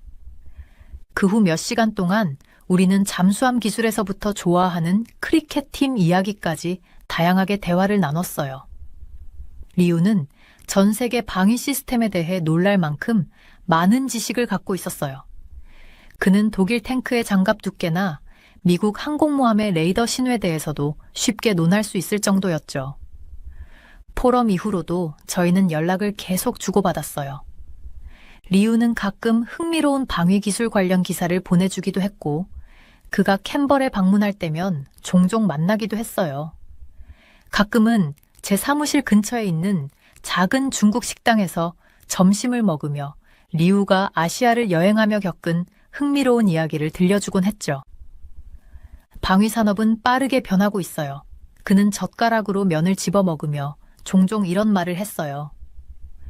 오랜 친구가 경쟁자가 되고 오래된 적이 파트너가 되기도 하죠. 누구를 믿어야 할지 조심해야 합니다. 제가 한국의 잠수함 프로그램이 성장하고 있다고 언급했을 때 리우의 표정이 조금 변했어요. 평소의 미소는 사라지고 대신 약간 걱정스러운 표정이 나타났죠. 그들의 잠수함 프로그램에 대해 들은 게 있습니다. 그는 목소리를 낮추며 비밀을 공유하듯 말했어요. 기술은 문서상으로는 좋아 보이지만 실제로 본 적이 있으신가요? 성공적으로 배치된 사례가 몇 번이나 있습니까?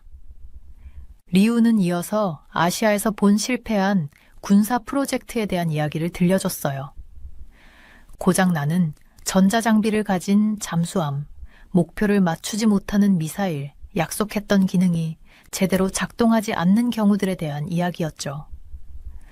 유럽 잠수함은 더 비쌀지 모르지만 그가 말했어요. 뭘 얻을지 정확히 알 수 있잖아요.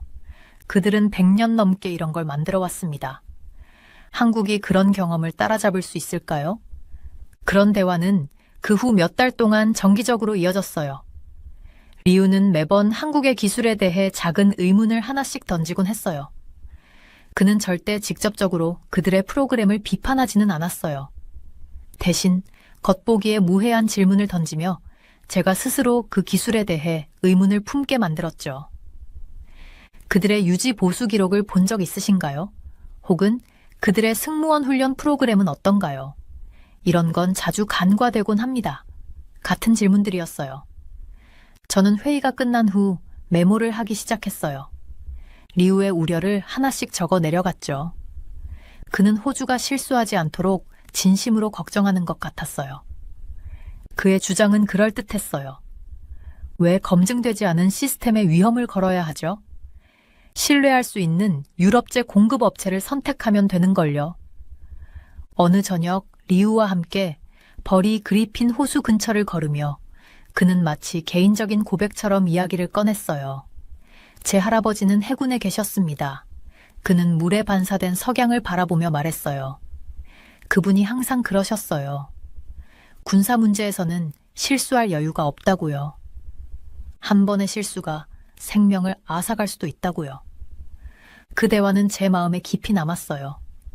그래서 한국의 잠수함 제안서가 제 책상 위에 올랐을 때 리우의 경고가 자꾸 떠올랐어요. 그 제안은 인상적이었어요.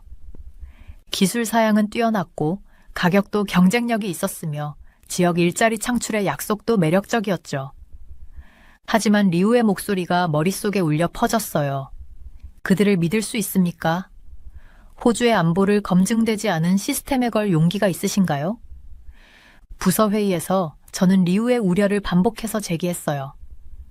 그들의 실적은 어떤가요?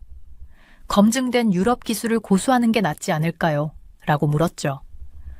동료들은 제 회의론에 놀란 듯 했어요.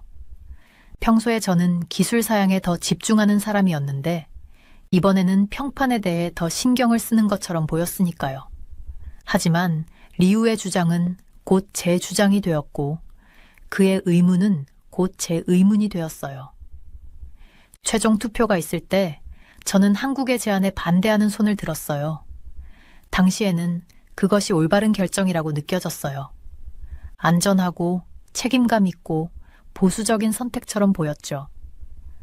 우리는 늘 그랬듯 유럽 잠수함을 선택했어요. 지금 돌아보면 리우가 제 사고방식을 얼마나 신중하게 조정했는지 깨닫게 돼요. 그가 심은 작은 의문 하나하나가 불안의 숲으로 자라났죠.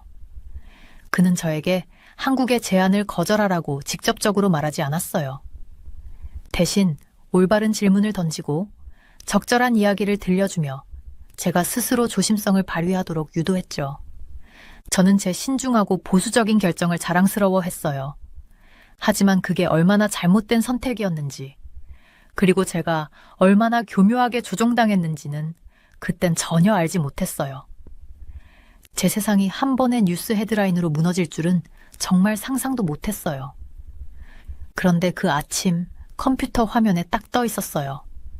중국, 솔로몬 제도 전략적 협정 체결. 자세한 내용을 읽는 동안 커피가 점점 식어갔어요. 중국이 솔로몬 제도에 해군 기지를 짓겠다는 거였는데 그곳은 호주 바로 근처였어요. 마치 누군가 제 배를 세게 한 대 친 것 같았어요. 솔로몬 제도는 호주 북동쪽에 있는 아름다운 열대섬들로 이루어진 곳이에요. 2차 세계대전 때는 우리나라를 지키는 데 중요한 역할을 했을 만큼 가까운 곳이죠. 그런데 이제 그곳에 중국의 군사기지가 생긴다니요. 지난해 우리가 한국의 잠수함 제안을 받아들였더라면 상황이 얼마나 달라졌을지 생각하지 않을 수 없었어요. 휴대폰이 계속 울렸어요. 동료들로부터 온 메시지였는데 다들 긴급회의를 열자고 했어요. 마지못해 주회의실로 갔는데 안에 들어가니 분위기가 정말 살벌했어요. 벽에는 지도랑 위성사진이 빼곡히 붙어 있었고 중국 해군기지가 우리 해안에서 얼마나 가까운지 한눈에 보였어요. 이건 재앙이에요. 전략기획팀의 사라가 방을 왔다 갔다 하며 말했어요. 평소에 단정했던 그녀의 머리가 흐트러져 있었고 회색 머리카락이 몇 가닥 얼굴 주변으로 흘러내리고 있었어요. 우리가 그때 한국 잠수함을 선택했어야 했어요. 그랬다면 30년에는 우리 바다를 지키고 있었을 텐데요. 그런데 지금은 뭐가 있죠? 텅 빈 약속이랑 유럽 잠수함 기다리기 뿐이에요. 그것도 성능도 이만 못한데 7년이나 기다려야 한다니. 저는 그 결정을 변호하려 했어요. 우리가 그때는 성능에 대해 우려했던 게 사실이에요. 라고 말했는데 제 목소리가 제 귀에조차 힘이 없어 들렸어요. 사실은 제가 류의 말을 너무 쉽게 믿어버렸던 거죠. 그때 기술 분석가 제임스가 한 무더기의 서류를 들고 들어왔어요. 그의 말은 분위기를 완전히 바꿔놓았어요. 이거 다들 꼭 보셔야 합니다. 그가 말하면서 보고서를 테이블 위에 펼쳤어요. 한국이 이번에 미국과의 해군 훈련을 마쳤는데요. 그 잠수함들 믿기 어려운 수준이에요. 저는 손이 떨리면서 첫 번째 보고서를 집어들었어요. 한국의 잠수함이 미 해군 항모 전단 방어선을 통과했는데 그것도 단 한 번이 아니라 3번이나 탐지되지 않고 지나갔다고 했어요. 미국 제독들조차 충격을 받았고 감탄했다고 하더라고요. 그리고 더 있습니다. 제임스가 계속 말하며 메인 화면에 영상을 띄웠어요. 우리 모두 숨죽인 채로 봤는데 한국 잠수함이 미사일 발사를 완벽히 성공시키는 모습이었어요. 물에서 솟구쳐 오르는 탄도미사일 SLBM-252 은빛 화살처럼 정확하고 강렬한 궤적을 그렸어요. 이 기술을 마스터한 나라는 전 세계에서도 몇 안 됩니다. 방안은 순식간에 분노로 가득 찼어요. 누군가 벽에 펜을 던졌고 또 다른 동료는 소리를 질렀어요. 우리가 이걸 거절했다고요? 이 기술을 가질 수도 있었는데. 하루 종일 추가로 들어오는 보고서를 볼수록 속이 점점 더 뒤틀렸어요. 한국은 그냥 괜찮은 잠수함을 만드는 게 아니라 자기 분야에서 최고 수준의 잠수함을 만들고 있었어요. 전 세계 군사 전문가들이 그 기술을 극찬했어요. 그런데 우리가 선택한 유럽 쪽은 이 기술을 따라오지 못하고 있었어요. 그날 오후 정말 결정적인 한 방이 들어왔어요. 제 비서가 떨리는 손으로 기밀 보고서를 건네주며 낮은 목소리로 말했어요. 이거 꼭 보셔야 합니다.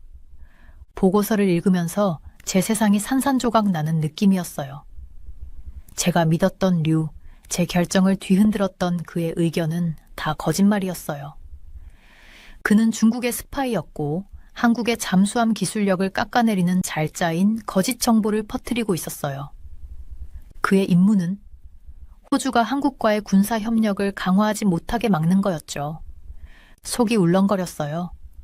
그 모든 친근한 술자리와 대화들, 한국에 대한 의구심을 슬쩍 심어놓던 그의 말들이 전부 계획된 행동이었어요. 그리고 저는 거기에 완전히 넘어갔던 거죠. 그 후 며칠은 고통스러운 진실들이 계속 터져나오는 시간의 연속이었어요. 캐나다가 한국과 600억 달러 규모의 방위 계약을 체결했다는 뉴스가 보도됐고 영국과 뉴질랜드 같은 가까운 동맹국들도 한국 방위 관계자들과 만나려고 안간힘을 쓰고 있었어요. 모두가 우리가 거절했던 그 기술을 원하고 있었어요. 제가 한국 쪽 연락처에 전화를 해봤지만 그들의 대답은 공손하면서도 냉담했어요. 이미 향후 5년치 주문이 꽉 차 있습니다. 2030년 이후에 다시 논의할 수 있을 것 같습니다. 이 말이 무슨 뜻인지 명확했어요. 우리는 기회를 놓쳐버린 거였어요. 늦은 밤 사무실에 홀로 앉아 시드니 항구의 불빛을 바라보며 생각했어요.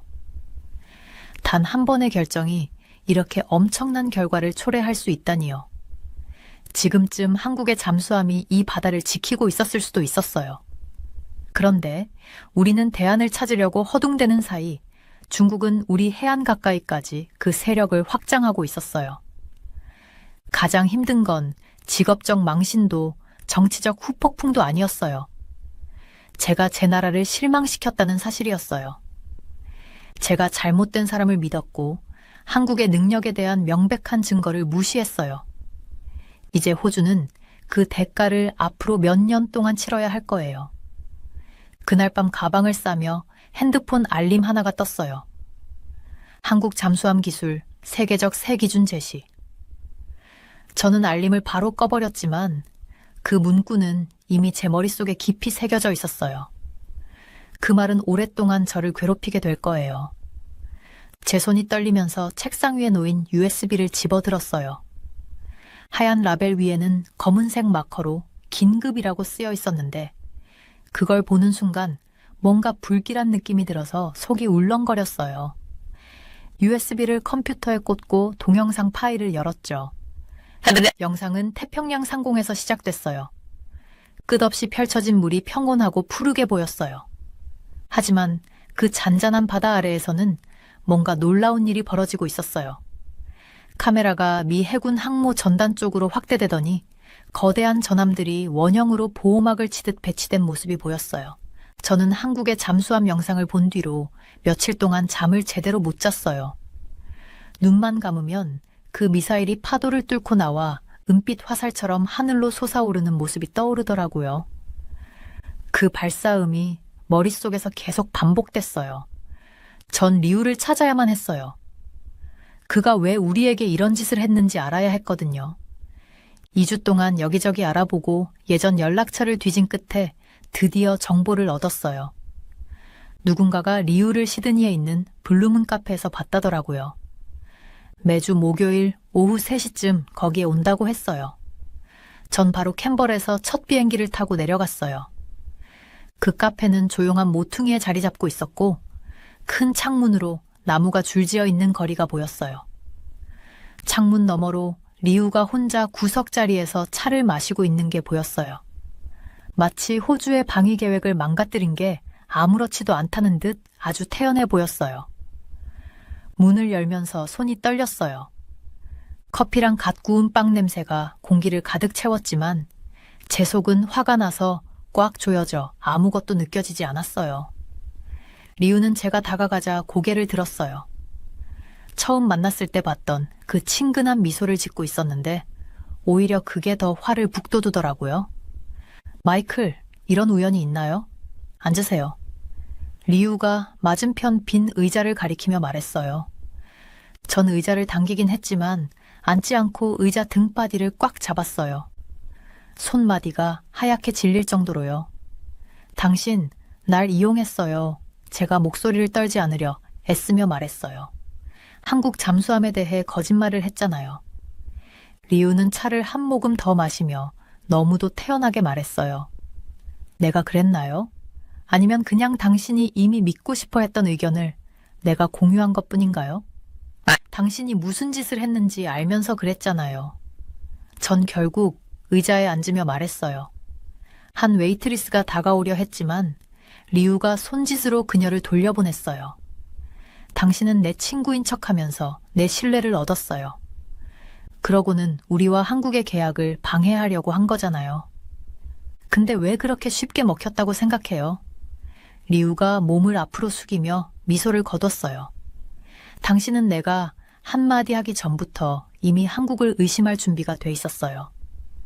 그들의 놀라운 발전과 오랜 노력, 혁신을 보고도 그들을 이류로 여길 마음의 준비를 했던 거죠. 제 얼굴이 뜨거워졌어요. 그의 말이 사실이라는 걸 알고 있었으니까요. 제가 오래된 편견에 사로잡혀 판단을 흐렸던 거죠. 근데 당신이 그 의심을 부추겼잖아요. 제가 말했어요. 한국이 유럽 기술을 따라갈 수 없다고 계속 강조했잖아요. 리우는 찻잔을 부드럽게 내려놓으며 말했어요. 마이클, 묻고 싶네요. 당신 한국의 조선소를 직접 방문한 적 있나요? 그들의 해군 프로그램을 연구해 본 적 있나요?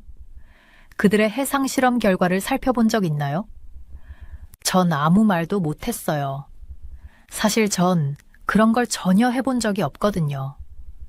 그냥 오래된 보고서랑 떠도는 소문에 의존했을 뿐이었어요. 당신의 진짜 실수는 내 말을 들은 게 아니에요. 리우가 계속 말했어요. 당신이 한국의 말을 듣지 않은 게 문제였죠. 한국은 자신의 능력과 미래에 대한 비전을 보여주려고 했어요. 하지만 당신은 당신만의 고정관념을 넘어서지 못했어요. 카페 창밖으로 한국인 관광객 무리가 지나가며 웃고 사진을 찍는 모습이 보였어요. 그들의 나라가 어떻게 변화했는지 생각하게 됐어요. 우리가 그들의 능력을 의심하고 있을 때 그들은 미래를 만들어가고 있었던 거죠. 왜 이제 와서 이런 말을 하는 거죠? 제가 물었어요.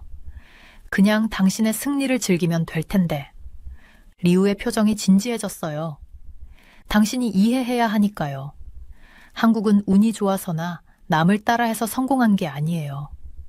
그들은 자신을 믿고 계속해서 발전하려 노력했기에 성장한 거예요. 다른 나라들이 그들을 얕볼 때 그들은 앞을 내다봤죠. 리우는 자리에서 일어나며 찻값을 테이블에 놓았어요. 마이클, 지금 한국과 호주의 진짜 차이가 뭔지 알아요? 한국은 자신들이 누구인지, 뭘 할 수 있는지 정확히 알고 있어요. 그런데 호주는 그걸 말할 수 있나요? 리우가 떠나는 뒷모습을 보며 그의 말이 머릿속에서 계속 맴돌았어요. 또 맞는 말이었죠. 우리는 다른 나라를 걱정하느라 우리 자신의 강점과 잠재력을 잊어버리고 있었어요. 카페 안은 더 북적거렸고 오후 손님들로 가득 찼어요. 사람들이 여기저기서 얘기하고 웃고 있었지만 저는 그 소리들이 거의 들리지 않았어요. 한국의 제안을 무시했던 수많은 회의들, 익숙한 안락함을 선택했던 순간들이 떠오르고 있었거든요. 제 전화가 울렸어요. 이번에도 한국 방산업 관련 뉴스 알림이었어요. 이번엔 브라질과 계약을 체결했다는 소식이었죠. 사진 속에는 한국 기술자들이 브라질 노동자들에게 잠수함 부품 제작을 가르치는 모습이 담겨 있었어요. 브라질 사람들은 배우는데 열심이고 세계적인 잠수함 기술 리더들과 함께 일하게 돼서 신난 얼굴이었어요. 전 카페를 나서면서 속이 허전했지만 한편으로는 묘하게 희망이 생기기도 했어요. 그래요. 우리는 한국에 대해 큰 실수를 저질렀죠. 편견과 조작에 눈이 가려졌던 것도 사실이에요. 하지만 어쩌면 이게 호주에 필요한 깨달음이었을지도 몰라요. 호텔로 돌아가는 길에 리우가 했던 말이 떠올랐어요. 한국은 멈추지 않았고 스스로를 의심하지도 않았죠. 어쩌면 이제는 호주도 그런 교훈을 배울 때가 된 것 같았어요. 한국뿐만 아니라 우리 자신에 대해서도요. 전 휴대폰을 꺼내 부서에 보낼 이메일 초안을 쓰기 시작했어요. 세상을 바라보는 시각과 다른 나라들의 능력을 평가하는 방식을 바꿀 필요가 있다고요. 무엇보다 우리가 저질렀던 실수로부터 배워야 한다고요. 시드니 항구에 해가 지고 있었어요. 황금빛으로 물든 항구에는 화물선, 유람선, 해군 경비정들이 움직이고 있었죠. 저 멀리 바닷속 어딘가에서는 한국의 잠수함들이 전 세계 해군에게 그 능력을 증명하고 있었을 거예요. 그리고 저도 그제야 제가 그들을 얼마나 잘못 판단했는지 깨달았어요. 저는 책상에 앉아 컴퓨터 화면을 멍하니 바라보고 있었어요. 사무실 분위기는 전과는 달라졌어요. 더 차갑고 더 텅 빈 느낌이랄까요. 아침 햇살이 창문을 통해 들어오고 있었지만 전혀 따뜻함이 느껴지지 않았어요. 제가 도착한 지 2시간째였는데 커피는 한 모금도 마시지 않은 채 식어버렸더라고요. 그냥 써. 제가 스스로에게 속삭이며 키보드 위에 손가락을 얹었어요. 한국에 사과 편지를 쓰는 게 쉬운 일이어야 했는데 어떻게 한 나라를 실망시킨 것에 대해 사과할 수 있을까요? 몇 마디 적었다가 지우고 다시 시작했다가 또 지웠어요. 단어 하나하나가 완벽해야 했거든요. 결국 5번째 시도 끝에 편지를 쓰기 시작했어요. 박 국장님과 한국방위사업청 팀께 안녕하세요.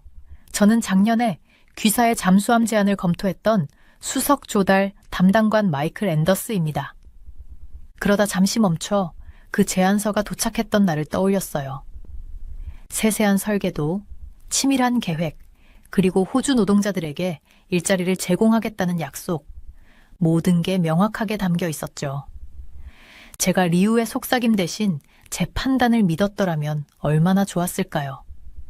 이번 편지는 귀사의 잠수함 사업과 관련해 우리가 내린 심각한 판단 오류를 인정하기 위해 쓰는 것입니다. 편견과 잘못된 정보가 우리의 결정에 영향을 미쳤고 그로 인해 호주는 역사적인 기회를 놓쳤습니다.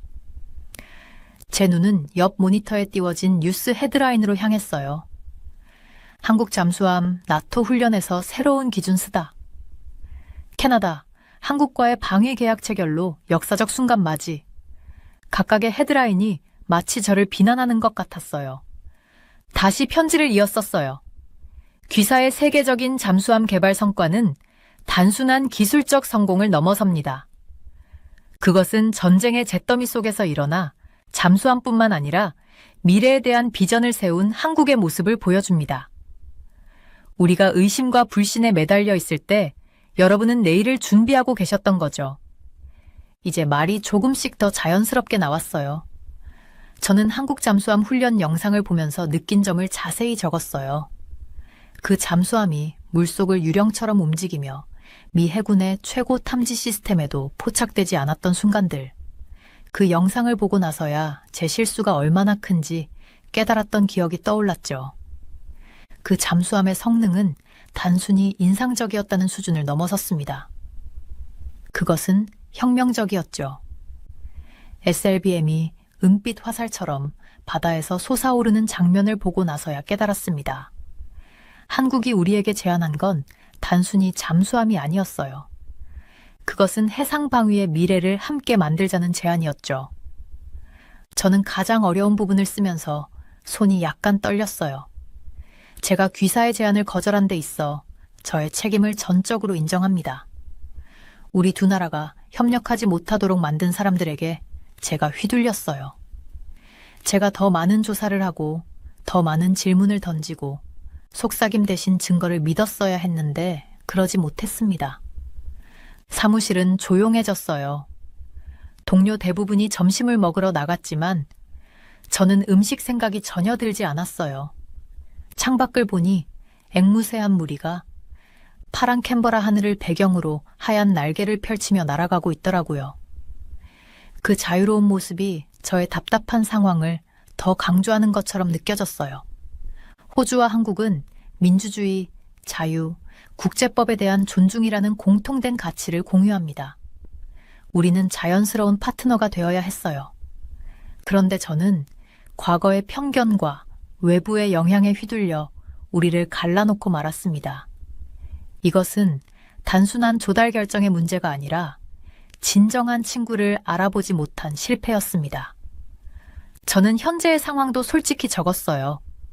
태평양 지역에서 커져가는 중국의 영향력, 솔로몬 제도와의 협정, 그리고 시급한 잠수함 역량 확보의 필요성. 이것들은 변명이라기보다 우리가 이번 실수를 얼마나 깊이 깨닫고 있는지 보여주는 맥락이었죠. 여러분의 성공은 당연한 결과입니다. 전 세계 국가들이 우리가 보지 못했던 것을 알아보고 귀사를 칭찬하는 모습을 보며 존경을 느낍니다. 캐나다, 영국, 뉴질랜드, 이들 모두 우리가 내리지 못했던 현명한 결정을 내렸습니다. 그들은 여러분의 비전과 역량을 신뢰했죠. 마지막으로 가장 어려운 말을 꺼냈어요. 저희가 두 번째 기회를 요청할 자격은 없다는 걸 알고 있습니다. 이미 생산 일정도 가득 차 있고 파트너십도 정해져 있다는 걸 잘 알고 있어요. 하지만 잃어버린 관계를 회복할 기회가 있다면 호주는 귀사의 신뢰를 얻을 자격이 있음을 증명할 기회를 간절히 바랍니다. 저희는 이번 실수를 통해 고통스러우면서도 값진 교훈을 얻었습니다. 스스로 조사하는 법, 검증된 동맹국을 신뢰하는 법, 과거가 아닌 미래를 바라보는 법, 그리고 진정한 우수함을 인정하는 법을 배웠습니다. 마지막으로 한 가지 진심을 적었어요. 한국이 방위 기술 분야에서 선도 국가로 떠오른 건 놀랄 일이 아닙니다. 한국은 결단력, 혁신, 그리고 노력으로 나라를 재건했고 그 동일한 가치들이 귀사의 잠수함 프로그램 전반에 담겨 있습니다. 이를 알아차리는데 너무 오랜 시간이 걸린 점 사과드립니다. 이름을 서명한 뒤 다시 한번 편지를 처음부터 끝까지 읽었어요. 완벽하다고는 할 수 없었지만 최소한 솔직했어요. 한국이 이 편지를 받아들일지는 모르겠지만 적어도 진심은 전해졌을 거라고 생각했어요. 더 이상 망설이지 않으려고 바로 보내기 버튼을 눌렀어요. 이메일은 사이버 공간으로 사라졌고 그 안엔 제 후회와 희망이 담겨 있었죠. 이제 정말 어려운 일이 남았어요. 이미 불타버린 다리를 다시 세울 수 있을지 기다리는 일이요. 창밖으로 보이는 의회 건물을 바라보며 한 사람의 실수가 한 나라 전체에 얼마나 큰 영향을 미칠 수 있는지 생각했어요. 그 책임의 무게가 그 어느 때보다 무겁게 느껴졌어요. 하지만 아마도 우리의 잘못을 인정하는 게 그것을 바로잡는 첫걸음일지도 모르겠어요. 핸드폰이 울리더라고요. 또다시 한국이 글로벌 방위 산업에서 영향력을 키우고 있다는 뉴스 알림이었어요. 그런데 이번엔 부끄러움 대신 새로운 결심이 들었어요. 과거는 바꿀 수 없지만 거기서 배울 수는 있잖아요. 전쟁의 폐허 속에서 세계적인 리더로 다시 일어선 한국을 보며 호주도 더 나은 선택을 하고 진정한 우수함을 알아볼 수 있을 거란 희망이 생겼어요.